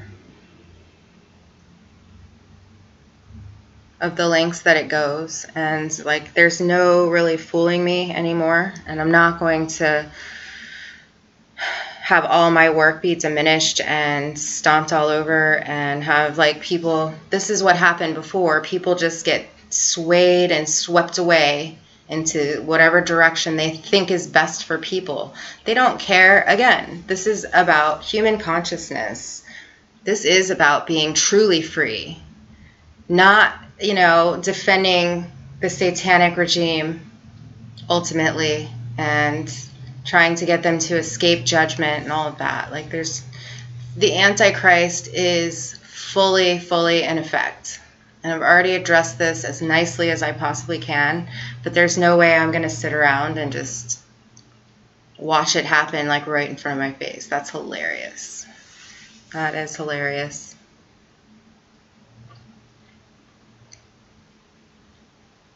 Hi, Jasmine. I'll show you what the topic is. We are going over something that many, I hope, are listening from afar and can maybe get something out of. This might not apply to everybody in the live stream right now, but it's something that we feel as God's people that like we just naturally understand. And it's something that the handful of people that control the world got, you know, they're missing that chip, and they need some kind of an update on truth and love and what reality and consciousness and creation is truly about. So I'm in that just state here of internal anarchy or some information that I found that hopefully will help some people. And it definitely puts things together as well. So I'm going to continue. confusion in the external realm in our society, control results, or slavery would actually really be a better term. External monarchy, rulership by an elite class. And that's chaos, which is what we have now. You know, we're in this bottom stage here on the far right-hand bottom corner.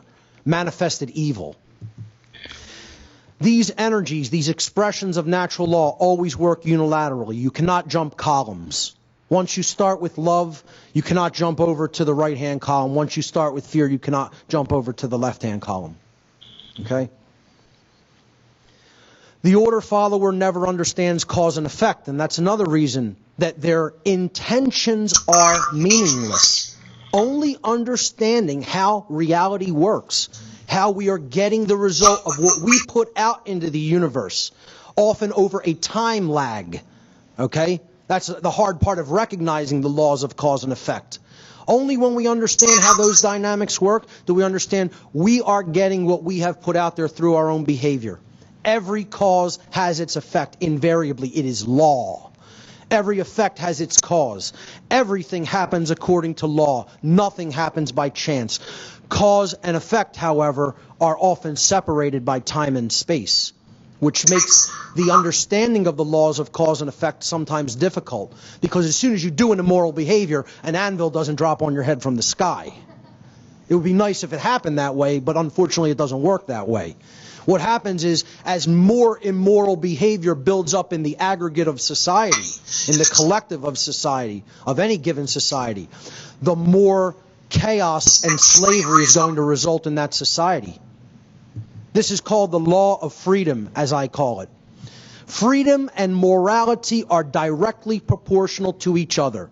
The order follower also doesn't understand this law of the universe that is inherent to creation and can never be changed. Nothing any being in creation does can ever change this law, because it is a natural inherent law built into the fabric of reality. The aggregate amount of truth and morality present in the lives of the people of any given society is directly proportional to the amount of freedom and order in that society. And it is inversely proportional to the presence of chaos, tyranny, and enslavement in that society. More simply put, as morality increases in the aggregate of a society, freedom in the aggregate increases in that society. As the society in the aggregate becomes more immoral collectively, slavery increases in that society and freedom dies in it. And that's why freedom's dying in our society, because the vast bulk of the human population is making immoral choices. And in the aggregate, that adds up and equals chaos and slavery. That's the key to understanding how reality works, folks, which is why I put that gift of a key out there. That's the overarching law of creation and the overarching law of attraction that's operating in the universe. That's the real law of attraction, not the fake nonsense New Age variant of it. Second blanket statement: no order follower ever is a truly intelligent being. No order followers are truly intelligent.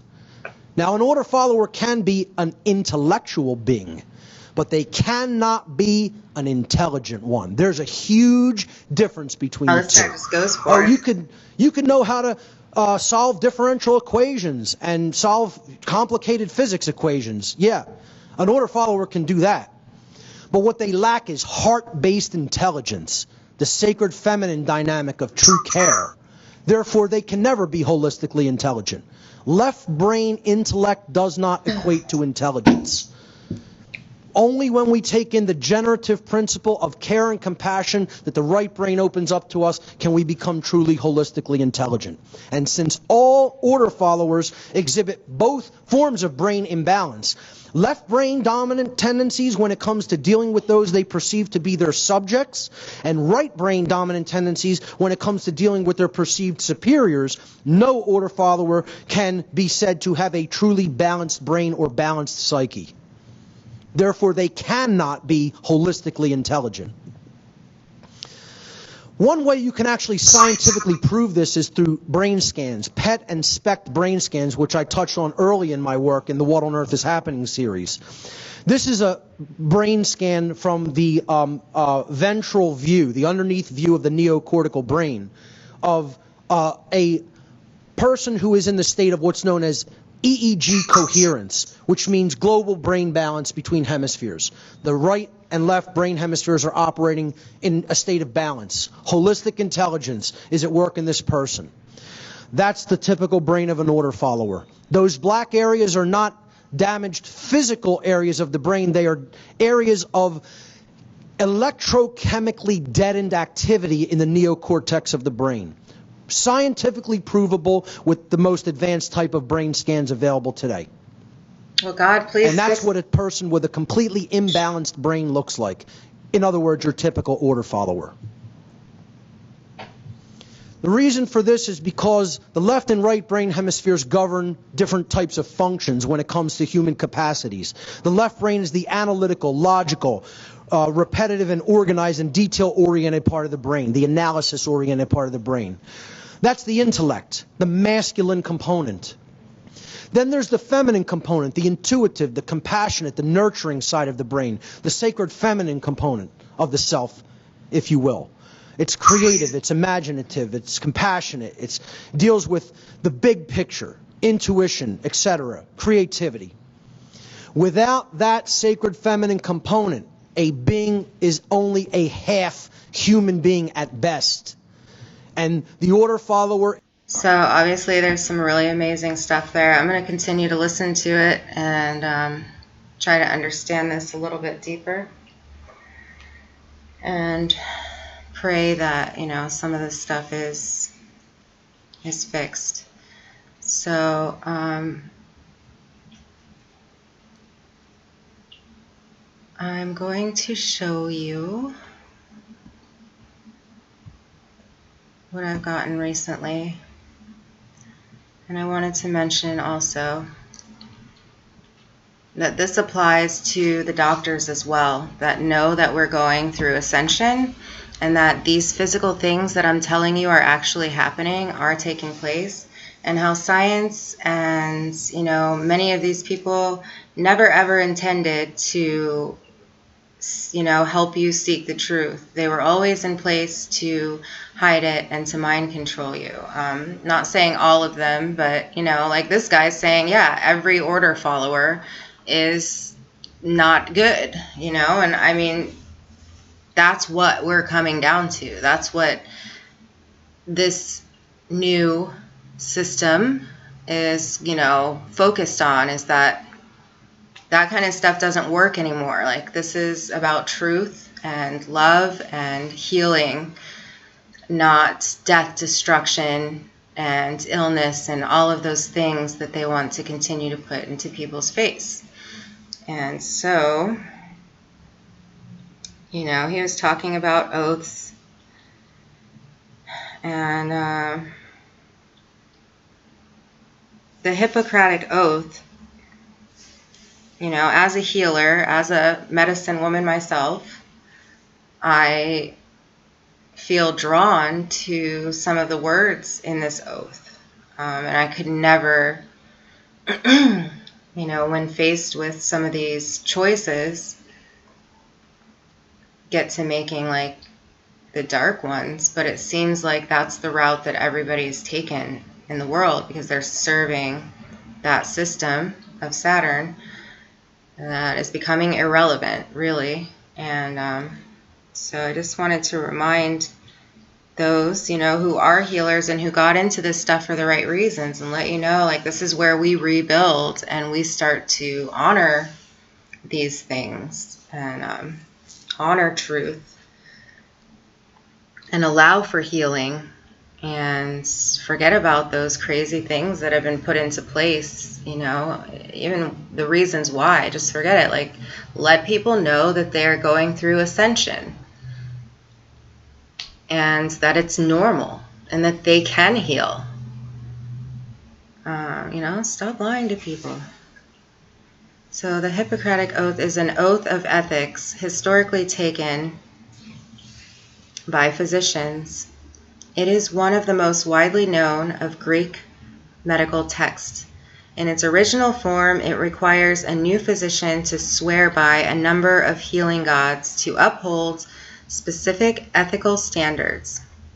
The oath is the earliest expression of medical ethics. Let me pull this up so you guys can see it.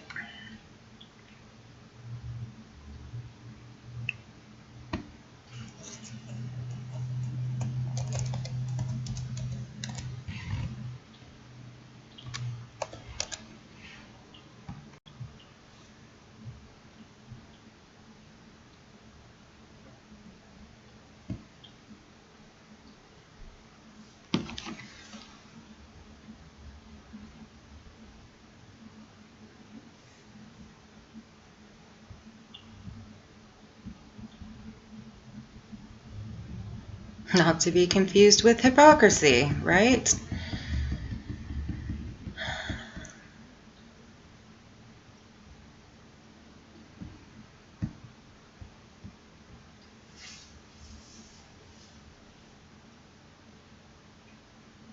The oath is the earliest expression of medical ethics in the Western world, establishing several principles of medical ethics which remain of paramount significance today. These include the principles of medical confidentiality and non-maleficence. At the seminal articulation of certain principles that continue to guide and inform medical practice, the ancient text is of more than historic and symbolic value. Swearing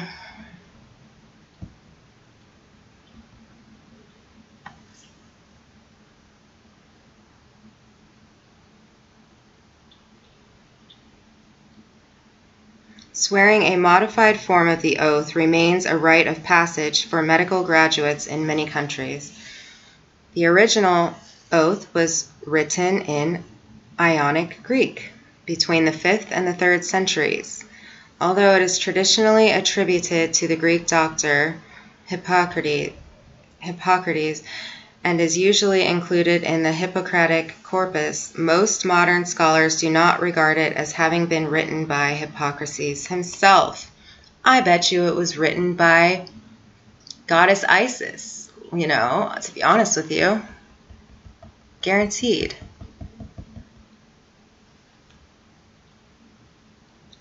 Bet.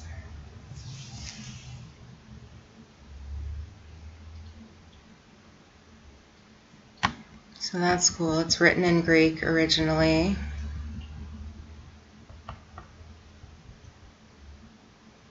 Here's a fragment of it.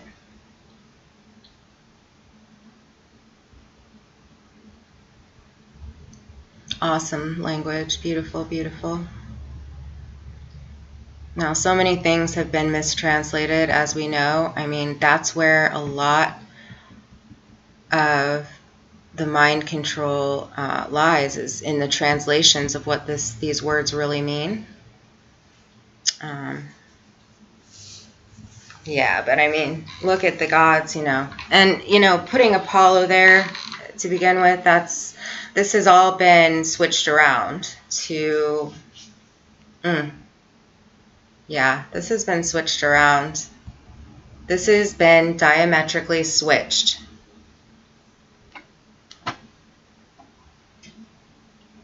To cause people to condemn themselves.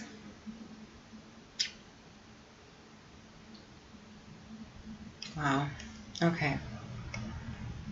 So by all the gods and goddesses, making them my witness that I will carry out, according to this, my ability and judgment, this oath and this indenture, to hold my teacher in this art equal to my own parents, to make him partner in my livelihood when he is in need of money, to share mine with him, to consider his family as my own brothers, and to teach them this art if they want to learn without fee or indenture, to impart precept, oral instruction, and other instruction to my own sons, the sons of my teacher, and to indentured pupils who have taken the physician's oath, but to nobody else.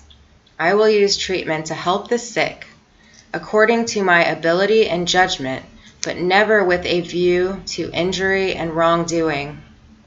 Neither will I administer a poison to anybody when asked to do so, nor will I suggest such a course.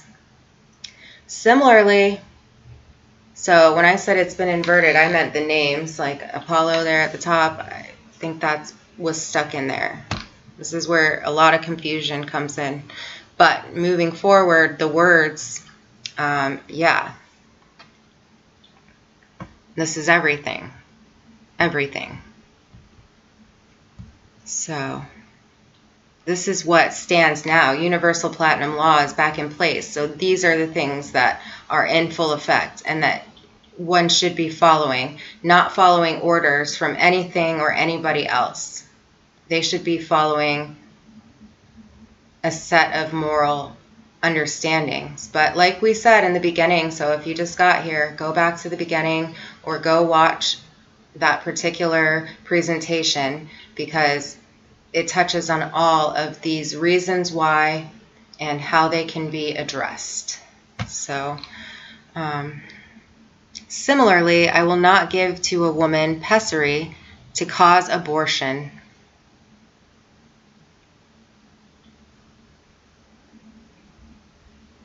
But I will keep pure and holy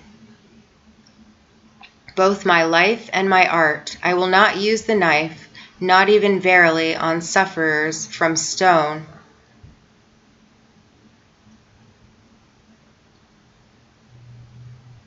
But I will give place to such as are craftsmen therein.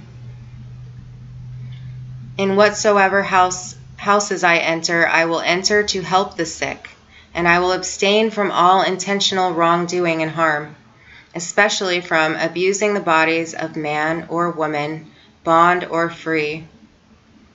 And whatsoever I shall see or hear in the course of my profession, as well as outside my profession, in my intercourse with men, if, like, I guarantee you some of this wording, of course, is not translated correctly, but that's okay. If it will get it back to the way it was supposed to be, ultimately. If it be what it should not be published abroad, I will never divulge, holding such things to be holy secrets. Now, if I carry out this oath and break it not, I may gain forever reputation among all men for my life and for my art. But if I break it and forswear myself, may the opposite befall me. So this was a translation by W.H.S. Jones. So I, for my own studies, will look into the different translations.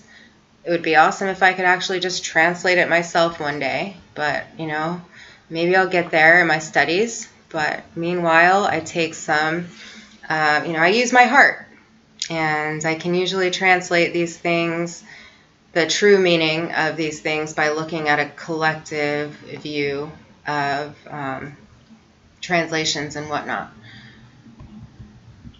First, do no harm. It is often said that the exact phrase, first do no harm, is part of the original Hippocratic Oath. Although the phrase does not appear in the AD 245 version of the oath, similar intentions are vowed by I will abstain from all intentional wrongdoing and harm. The phrase primum non nocere is believed to date from the 17th century. See a detailed article on this. About first do no harm. Another equivalent phrase is found in Epidemics book of the Hippocratic Skull. Practice two things in your dealings with disease. Either help or do not harm the patient. The exact phrase is believed to have originated within the 19th century. Now, I know that I just know that my experience with doctors is some of them are still trying to hold true to this. And when I explained what was taking place with me and my body, they reacted in different ways. But I did have one emergency room doctor where I took my son for, I believe it was his ankle. He had broken it, gotten the cast off, and then just re-fractured it. And when I explained what him and I were both experiencing, she quickly said, okay, no more vaccines. This is what I do for my family. She was vegan. She shared her life, and she did not want to harm us any further. And she wanted to help us get back to healing, and, but there was so much that she was not allowed to say, I'm sure, but it was like she knew exactly what was taking place. So, I mean, I see where many are trying to deal with this as best as they can, but it's really important that we all take an individual stand on what we would like to serve, and that includes people that are playing some kind of a mind control agent at whatever level. Like, if you don't know what you're getting into, this is really serious at this point, really, really serious. So please don't come and play that role anywhere near my work.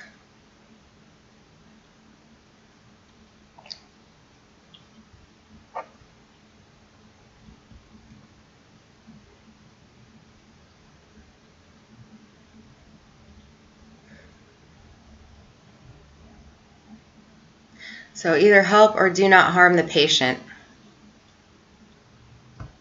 There's a lot of additional information on all of these things. Something keeps telling me to kind of check this out.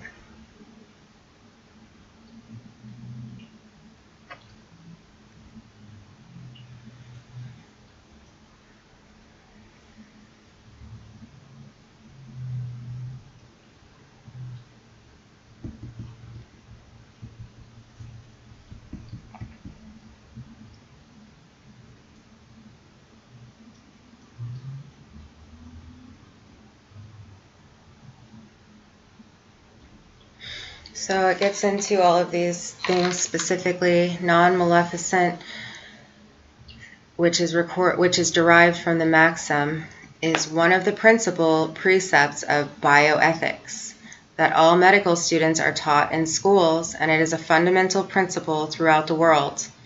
Another way to state it is that, given an existing problem, it may be better not to do something or even to do nothing than to risk causing more harm than good. So, it's definitely, but this is why doctors go to school for so long, to study these things. And then it's like some of them are just throwing it right out the window if they're taking orders from, if they're serving that system that's not allowing people to understand that they can heal, that it's not cancer, that cancer has been eradicated, and that's actually, like, viruses are definitely just made to trick the brain into killing the body, and that they can be overridden. They can all be overridden with the Holy Spirit. I've done shows on it, healing with the Holy Spirit. I've spoken about this on and off, but you can override all of it. Doesn't matter what it is. Trust me, I can tell you from experience that you can override anything and completely heal and be the way that, your body was intended, the way that God intended human bodies to be. And just that knowledge alone is healing in itself. Knowledge is what really healed me, if you really want to know. Truth is what really healed me. Facing those fear narratives right in the face and saying, okay, what if this is true? What if this, that, and the other? And really taking a look at them closely, even though it was the last thing I wanted to think about or do. And then allowing whatever time it took, a day, a couple days, to have the answers shown to me, to be led to the answers by the Holy Spirit. And each and every time, I was never left in anxiety and fear, and I was always brought to the truth and the answers that I needed. And I still am. I mean, that happens all the time. So, I don't know. Lots to look at there. I'm glad that we touched on it. And I'm going to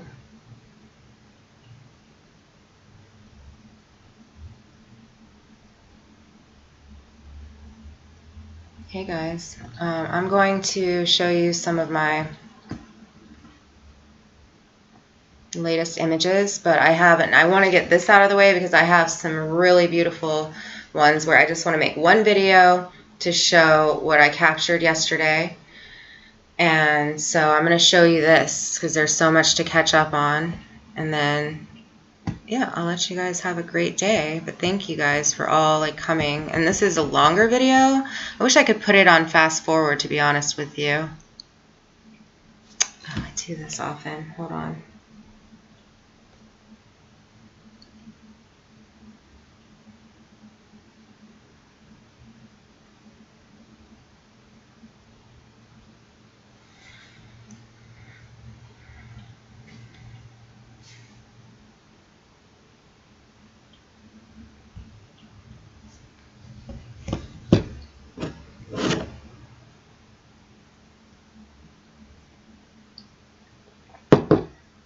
I'm glad I could do this. Something went funny with my computer internet.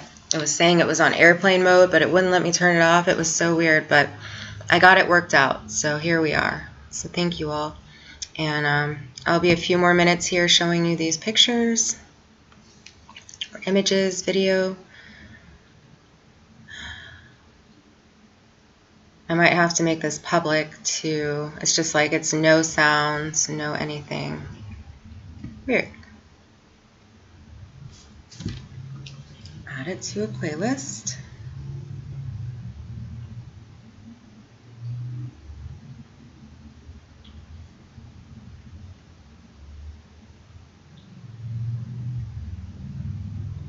And I would love if maybe you're just finding this channel, or if you don't really understand the things that I speak of, take some time to look at my past work. I've gathered it together under playlists. So there's a playlist for everybody, and just different interesting things. And there's many videos within that I would recommend on each subject that I've covered. And I'm not too long-winded on most of them. So I'd appreciate if you were led and just randomly checked a few things out. You'd be interested. And I also have other things like natural healing, and I'll be adding even more as I refocus on that. But things that are for natural healing and just all kinds of things. Who is Lucifer really? You know, that's one of the biggest things that nobody wants out there.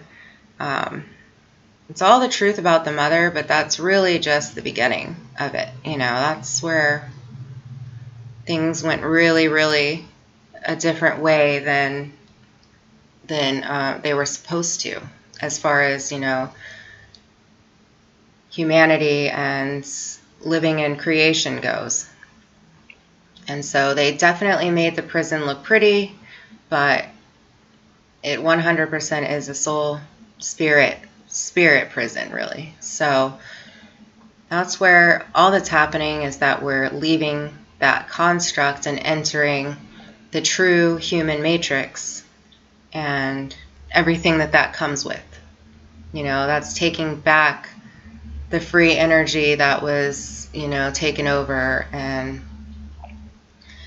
yes, purging and purifying, but also gaining and transforming and literally transfiguring. So let it happen, you know. Just trust the process is what I say. But let me try to find this video for now, if I can.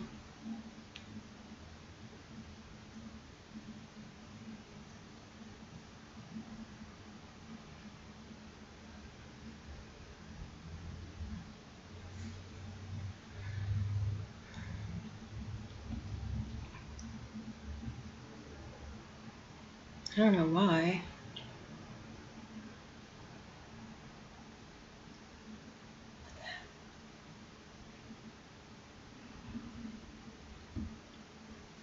Oh my goodness. I'm just going to make it public.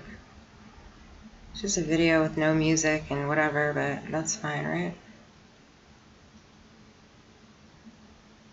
see. Thanks for sticking with me.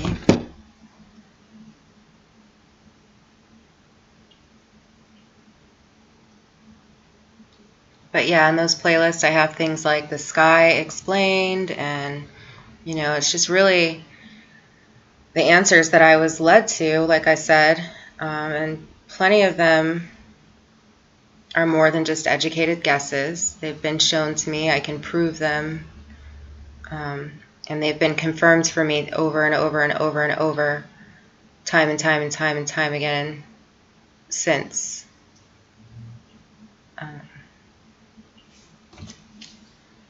So I stand by the things I say and teach and show. Okay. Wow. I don't know why it's not showing up. It's so weird.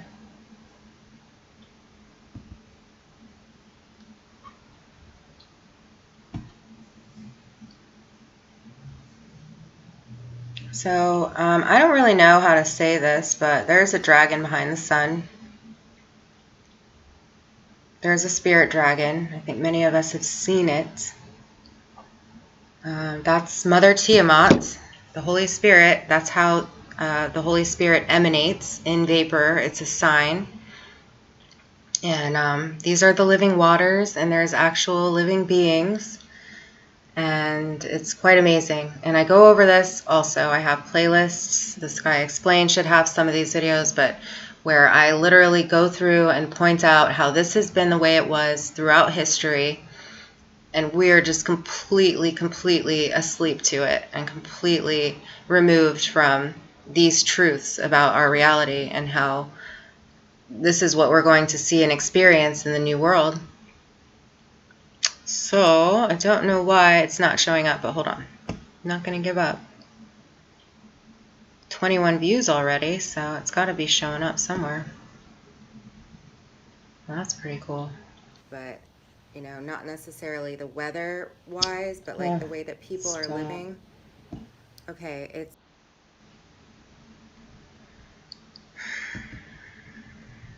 So that's a good one. The Day of the Lord, Angels in the Sky, and Wonders. And I go through how this has been in Scripture, how they described it, some of the paintings that really we don't see. That's a good one. Day of the Lord, Angels in the Sky, Signs and Wonders.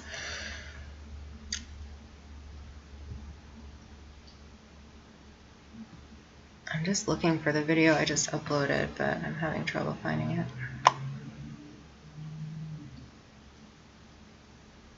The Naga, Living Water Spirits. This is another good one here.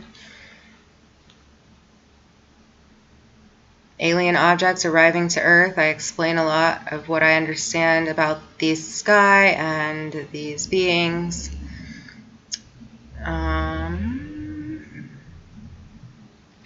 But not my brand new one that I want to show you, huh? Well.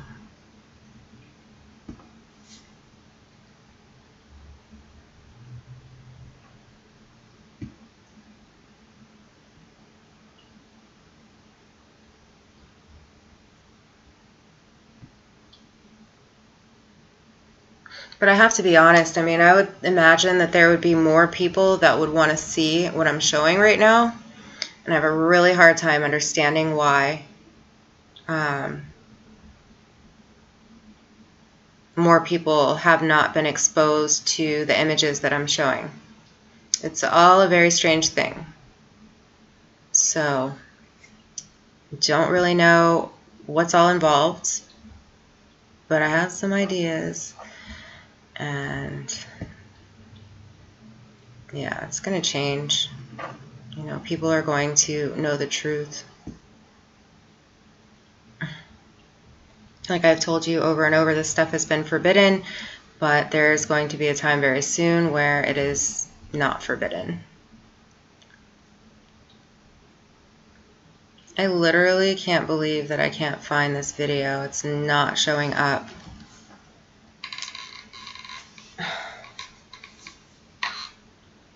It's public. I made it public, right? It's got a contrail banner on it already, and it's titled January 9th, 2020.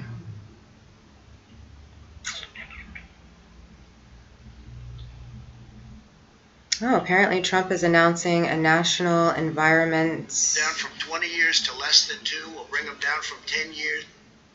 National Environmental Policy Act regulations. Huh. Okay, work.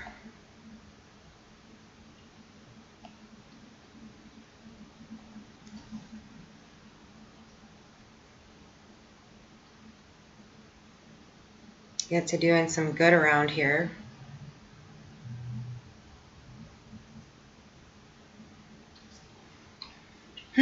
Well, try one more time.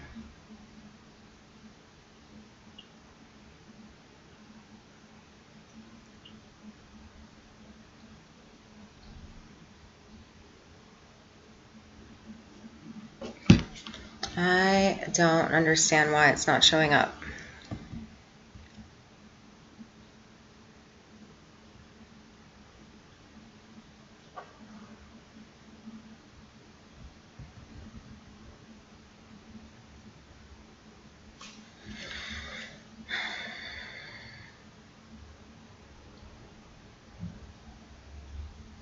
It's showing up on my phone, but not on my PC.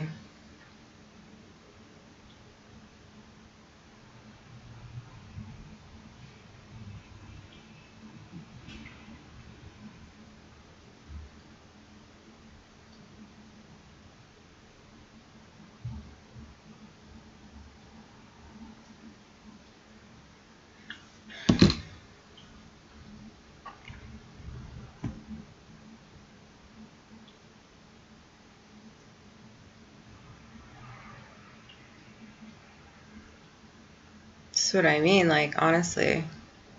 The weirdest stuff happens. The weirdest stuff. So I'm probably losing people by now, but hang on a second.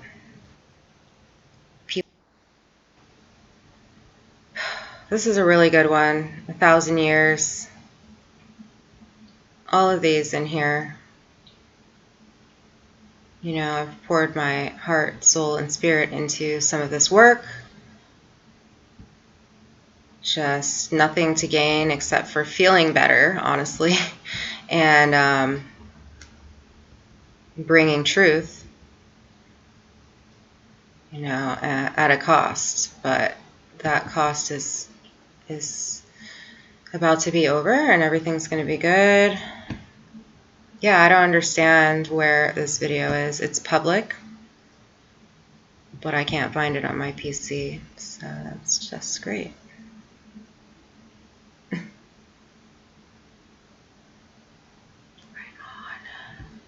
on.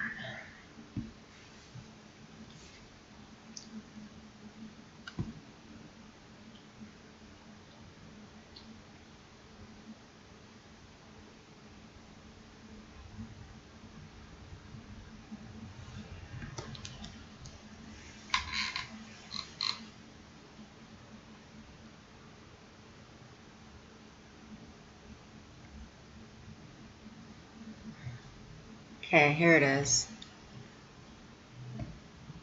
January 9th, 2020. I might rename it something else, I don't know, but I'll put the link in the description below. I just really wanted to show you guys one-on-one.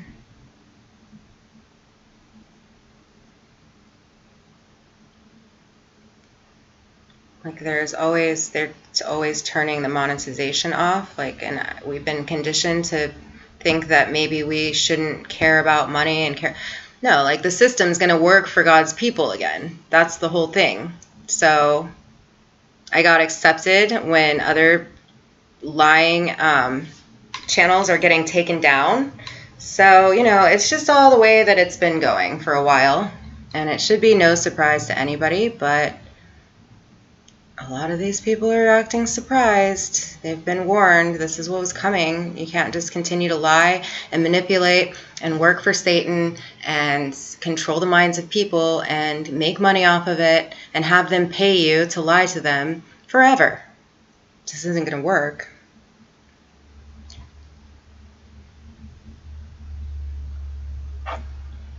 Okay, how do I watch this?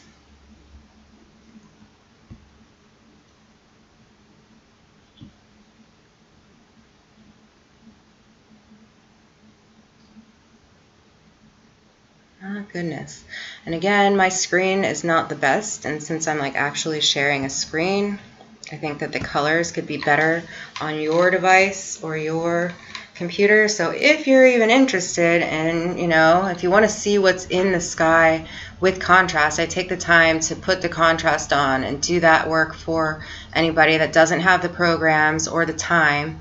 And there's a lot to see, and I would get to know it because it's here and it's going to be apparent for everybody. This is the arrival of the interdimensionals and all of that. So I would definitely become very aware of it and kind of try to wrap my mind around it, like I have, because I just want you to catch up with all of us who have been watching closely. I don't want you to be startled when this stuff starts really showing up for you. But if you look here. Okay? Do you see that? Well, I can't see your reactions, but let me see. And kind of try to wrap my mind.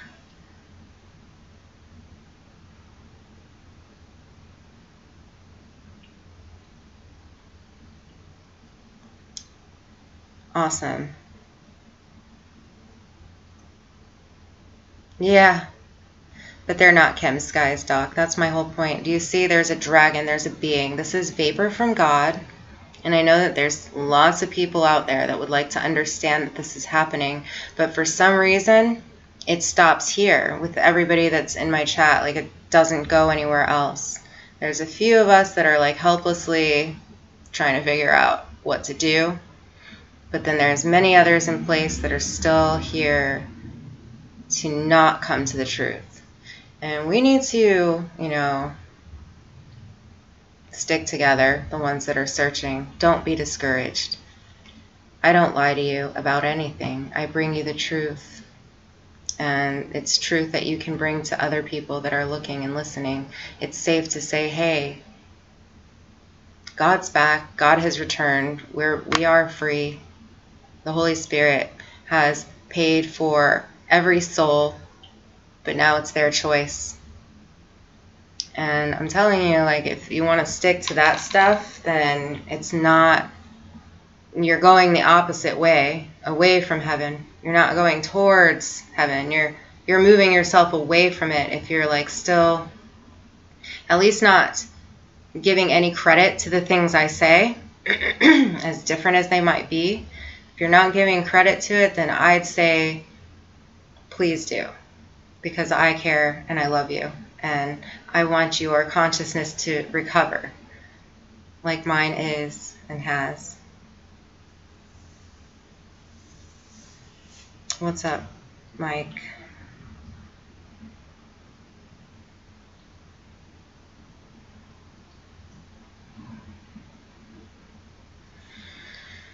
Yep, so this is a huge, unbelievable. This was 2 nights ago. And if you really were to look, I don't think I did that much work on this, but I just wanted to get it up for you guys anyway.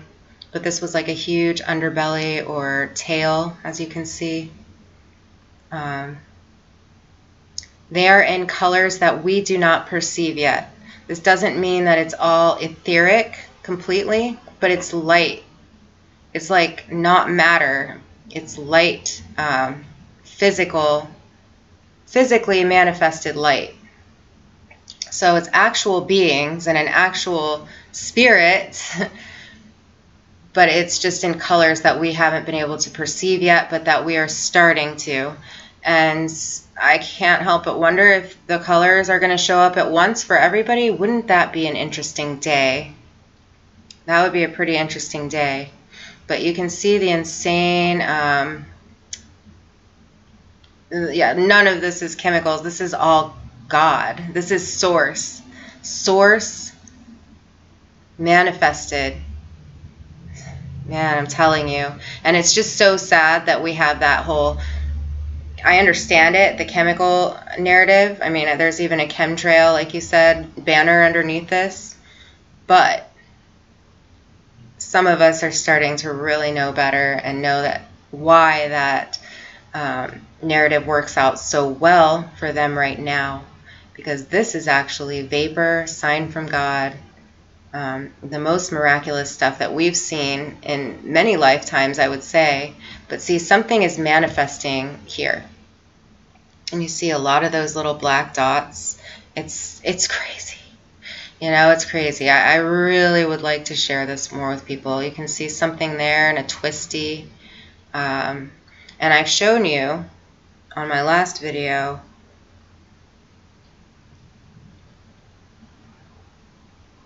Yes, Doc Michael, that's why I'm showing as many people as I can, but it's as if most people aren't going to see what I'm showing before it shows up for everybody. I think is what the prophecy that is spoken there is trying to achieve.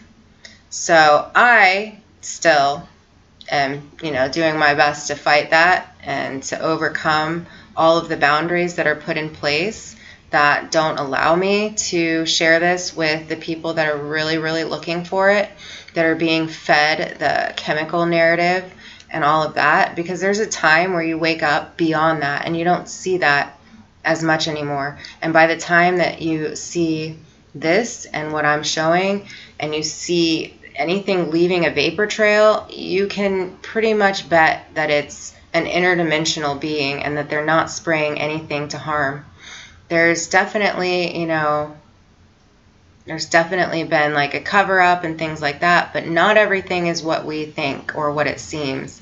And I think that like any actual harmful chemicals being sprayed into our environment has completely stopped with the takeover that's already taken place, with the switch from dark to light. Like, we're out of the dark and moving into the light. So even if it were chemicals that were meant to harm us, we are overcoming those and becoming immune to them, and they're not going to harm us if we don't let them. If you know that this is a healing, purging process and that you will be immune to it and there's nothing that anybody can do to stop that, you're untouchable. Like I've said, you have to declare invincibility with the Holy Spirit. But once you do, you can believe that. And you will watch yourself heal tremendously. Yeah, I don't buy into the Matrix either. I'm with you, Dennis. Like, there's no... Hang on a second. Hello.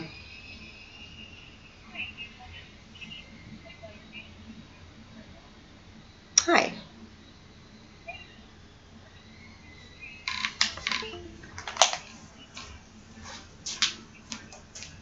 Oh, yes, definitely. Let me make a few phone calls, though, and then I'll call you back. And I'm also in the middle of something now, so I have to go. But let me get back to you by tonight. Was somebody inquiring about it?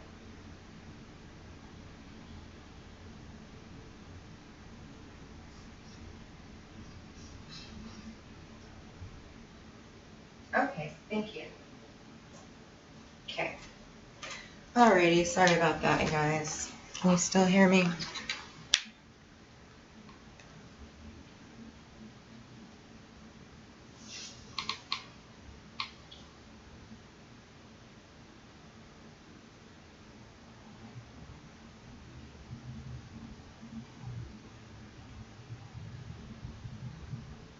Ay, ay, ay.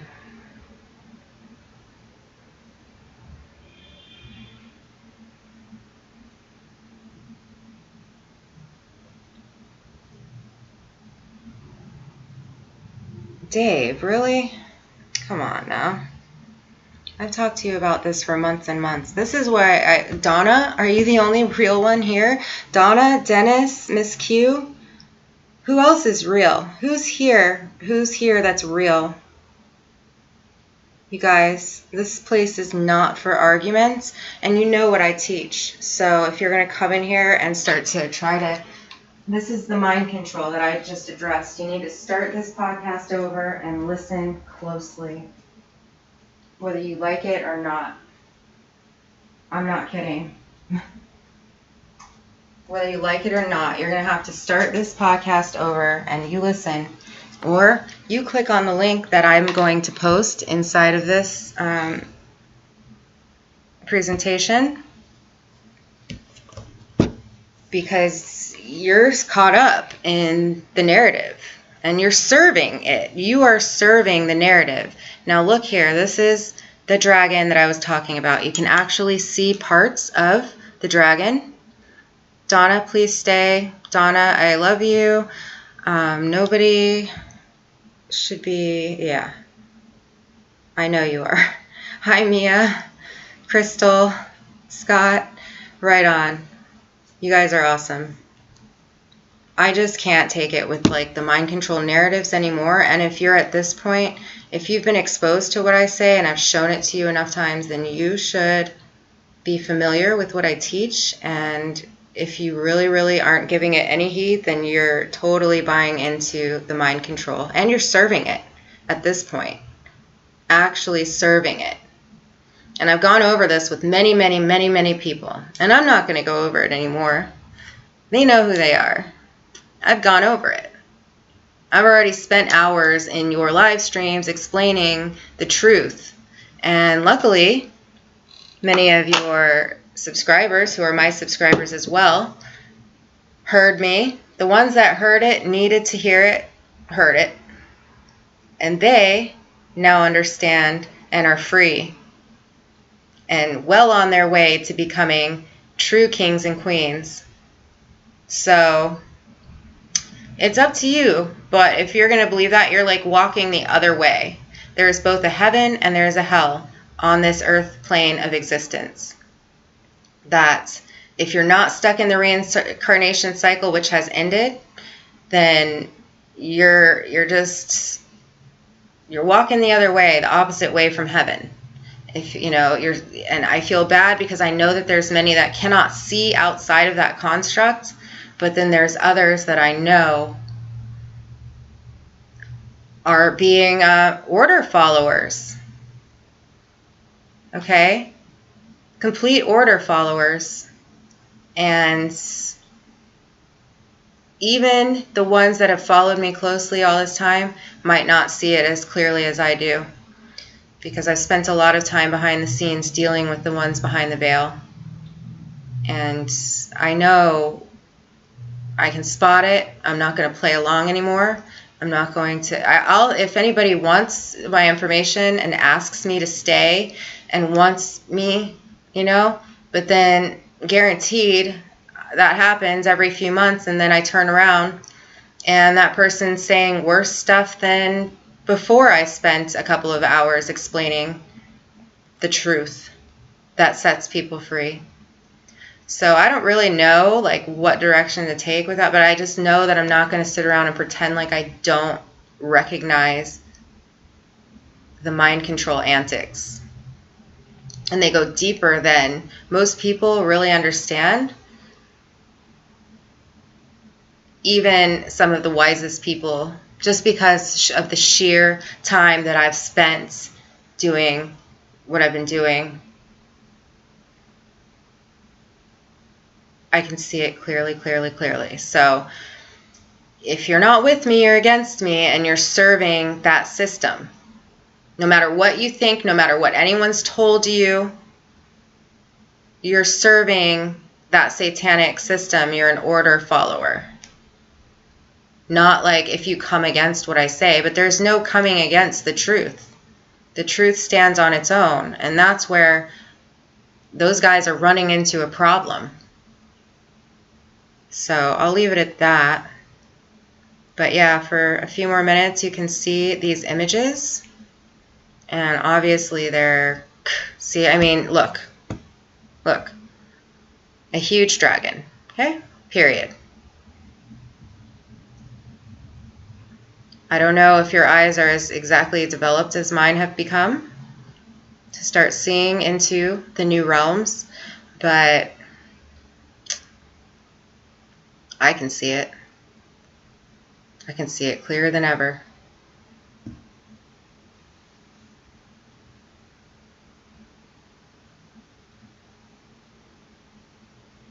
So if you want to take your time and look at this stuff, you're going to start to see it too. I was wanting to point out a few things for you, but some of this stuff speaks for itself. I mean, look.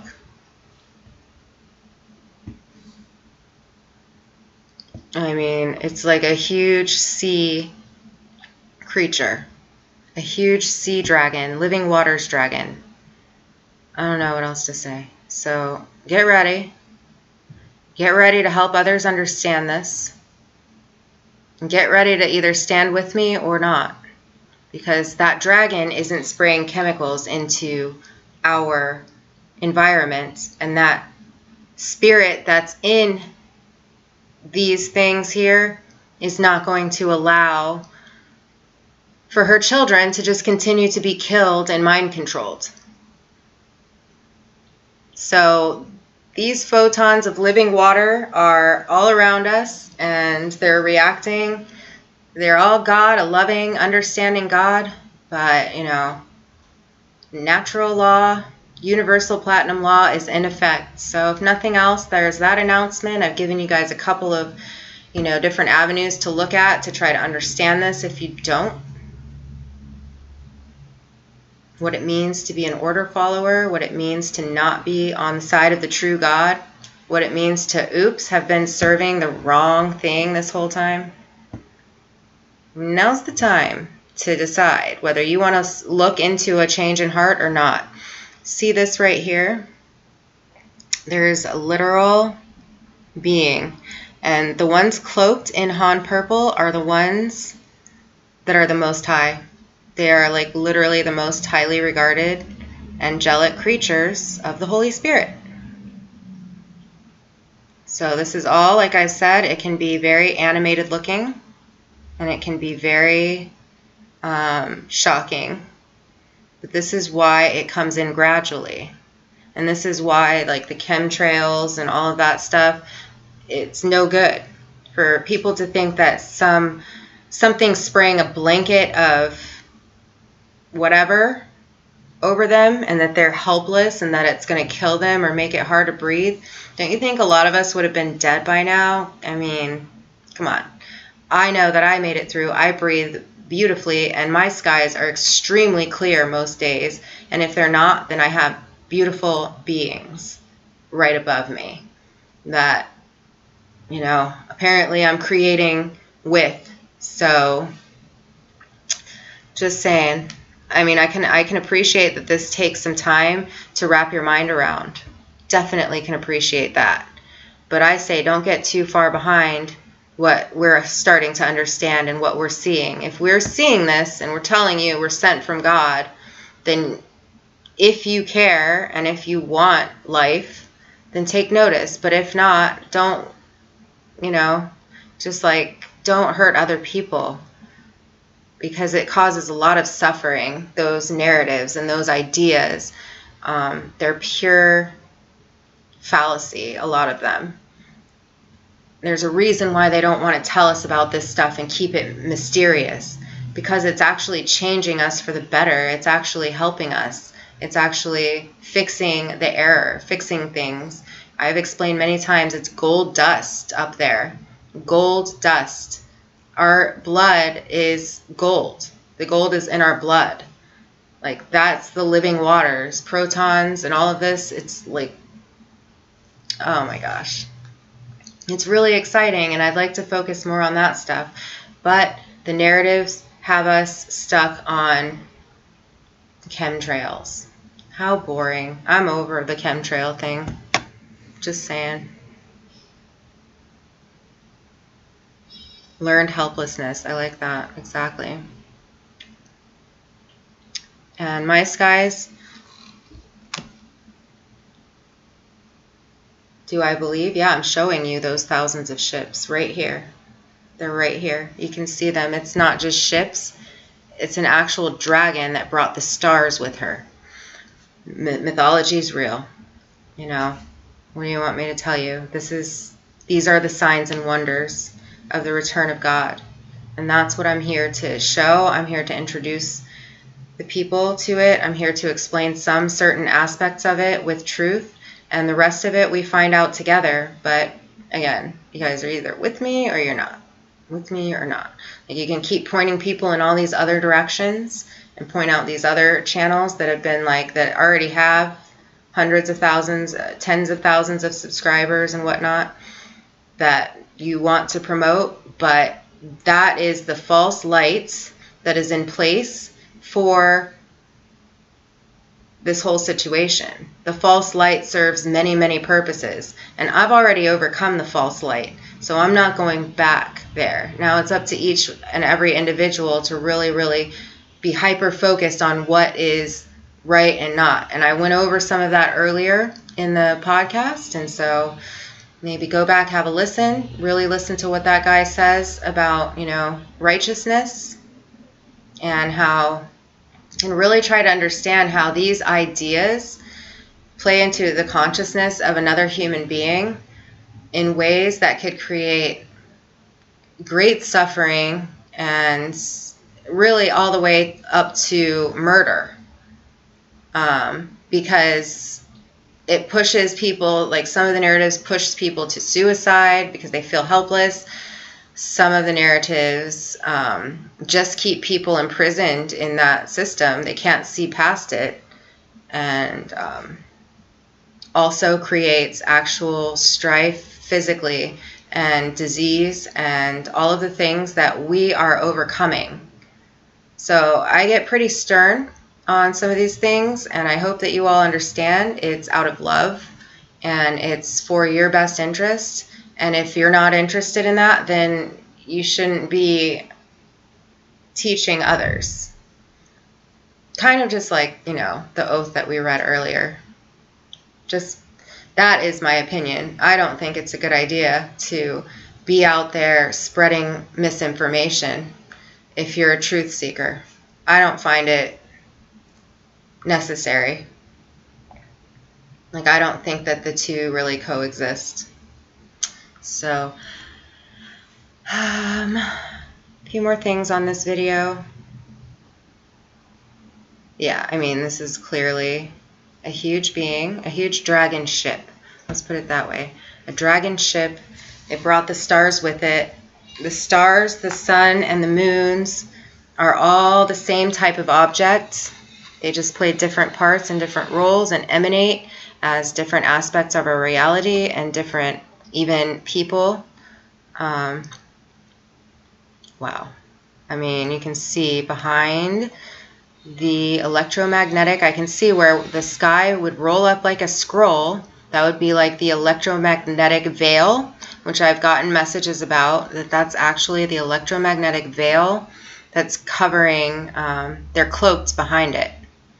So,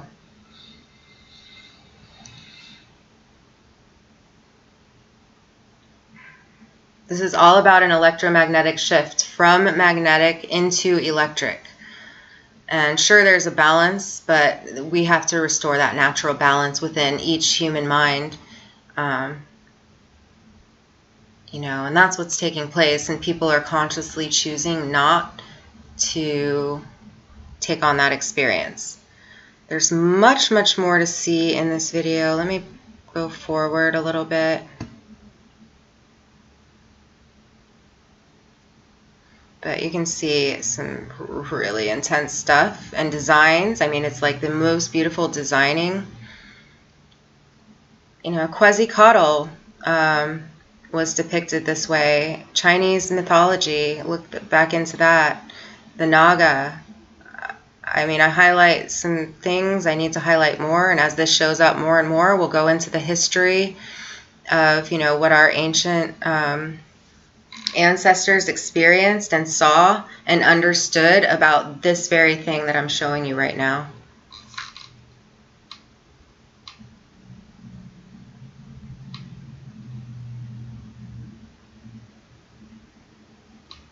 Yeah, Elf herself, I pulled some crazy stuff out in your skies, and then somebody in the comments said that the veil was the most thin in Nepal, which I can believe.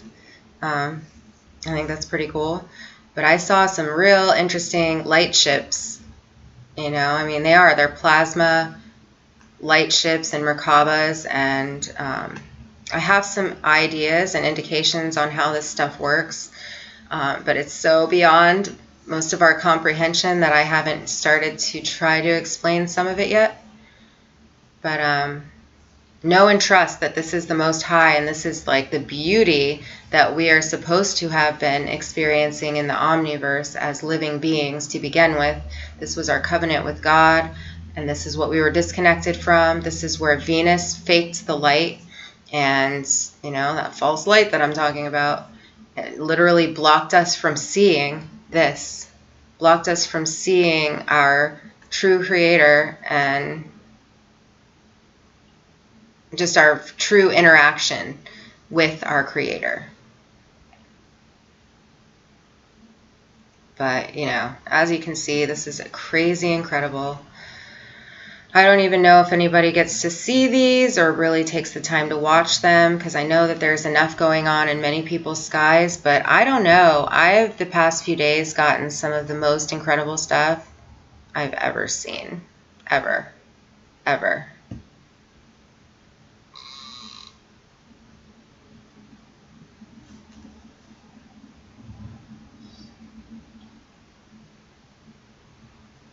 Sorry. Love you dearly, but I just can't anymore. This is why I don't come on, and this is why I literally, wow. This is why I don't come on, but I can't let it stop me. Imagine how, like, awful that is, to be somebody that's stopping the ones who came here to help humanity. I mean, that's a big order to take, you know? It really is. What a huge order to take and to carry out. And not a noble, honorable one. Not at all. It's very sad. Wow, look at that, you guys. So I've been saying that I see pearls and strings of pearls and things like that, and I think that they line up. It's like the Merkaba ships, stars, making formations, and, you know, there is an actual huge being here. Crazy. Hi, Majestica. Yeah, I'm about to end it here shortly, but I'm glad you made it.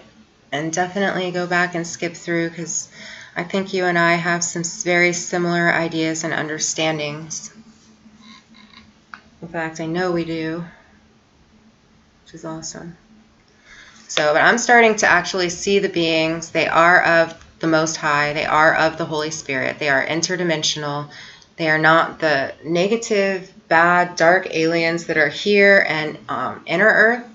Those are the ones that have been controlling us and controlling the system and working through human beings. But now the good, ascended, godly ones are here and reappearing to many of us who are gaining back our sight and going through the ascension process. And, you know, like Majestica likes to say, like, we're not going to heaven.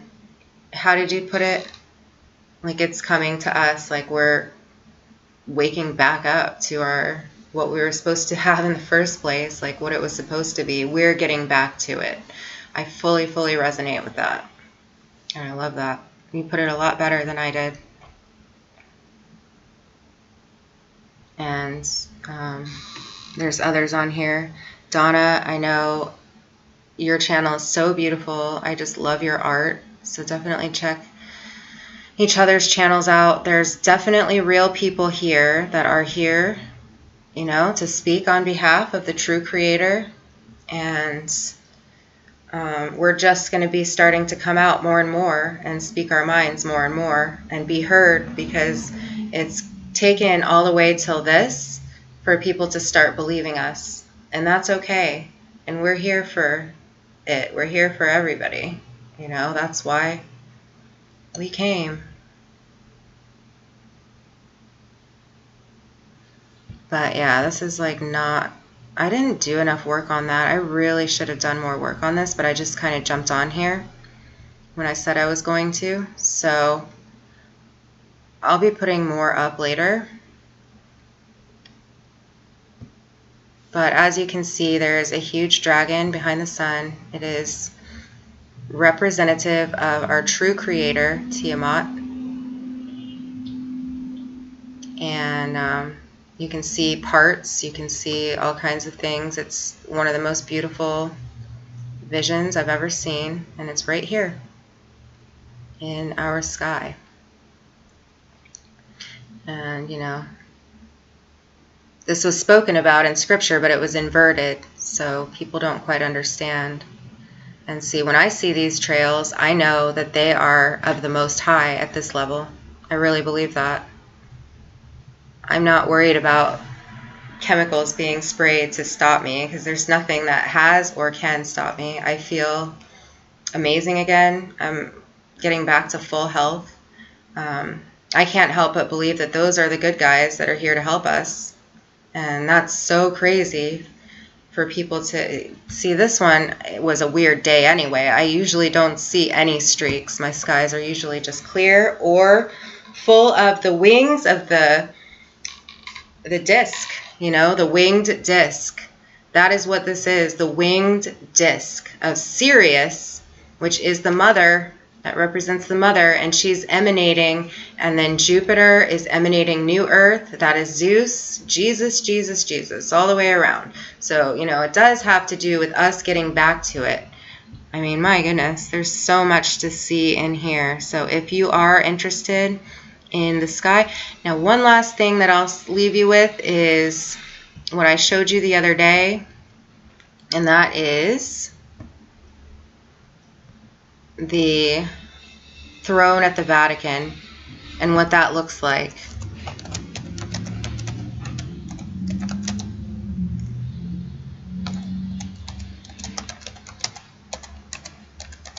It looks just like the sky.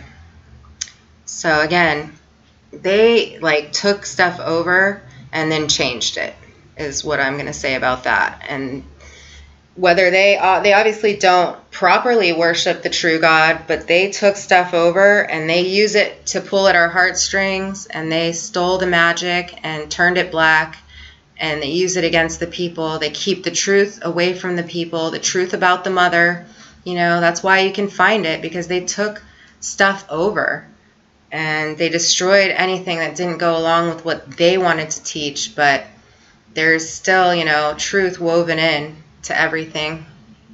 And this is an actual image of Jesus in the living waters. And people are like, that's Satan's throne. And well, like, they might be talking about the Pope, but like, let's forget about that for a minute. And let's really look at this. This is what I am seeing. So the woman clothed by the sun, it's her. The resurrection.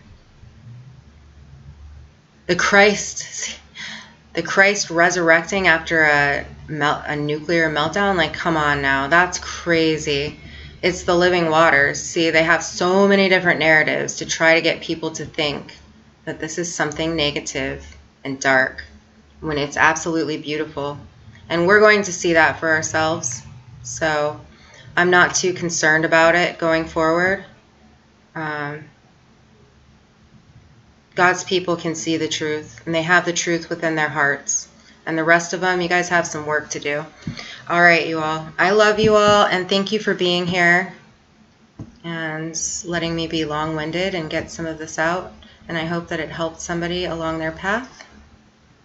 And I'll talk to you all as soon as humanly possible. Love you.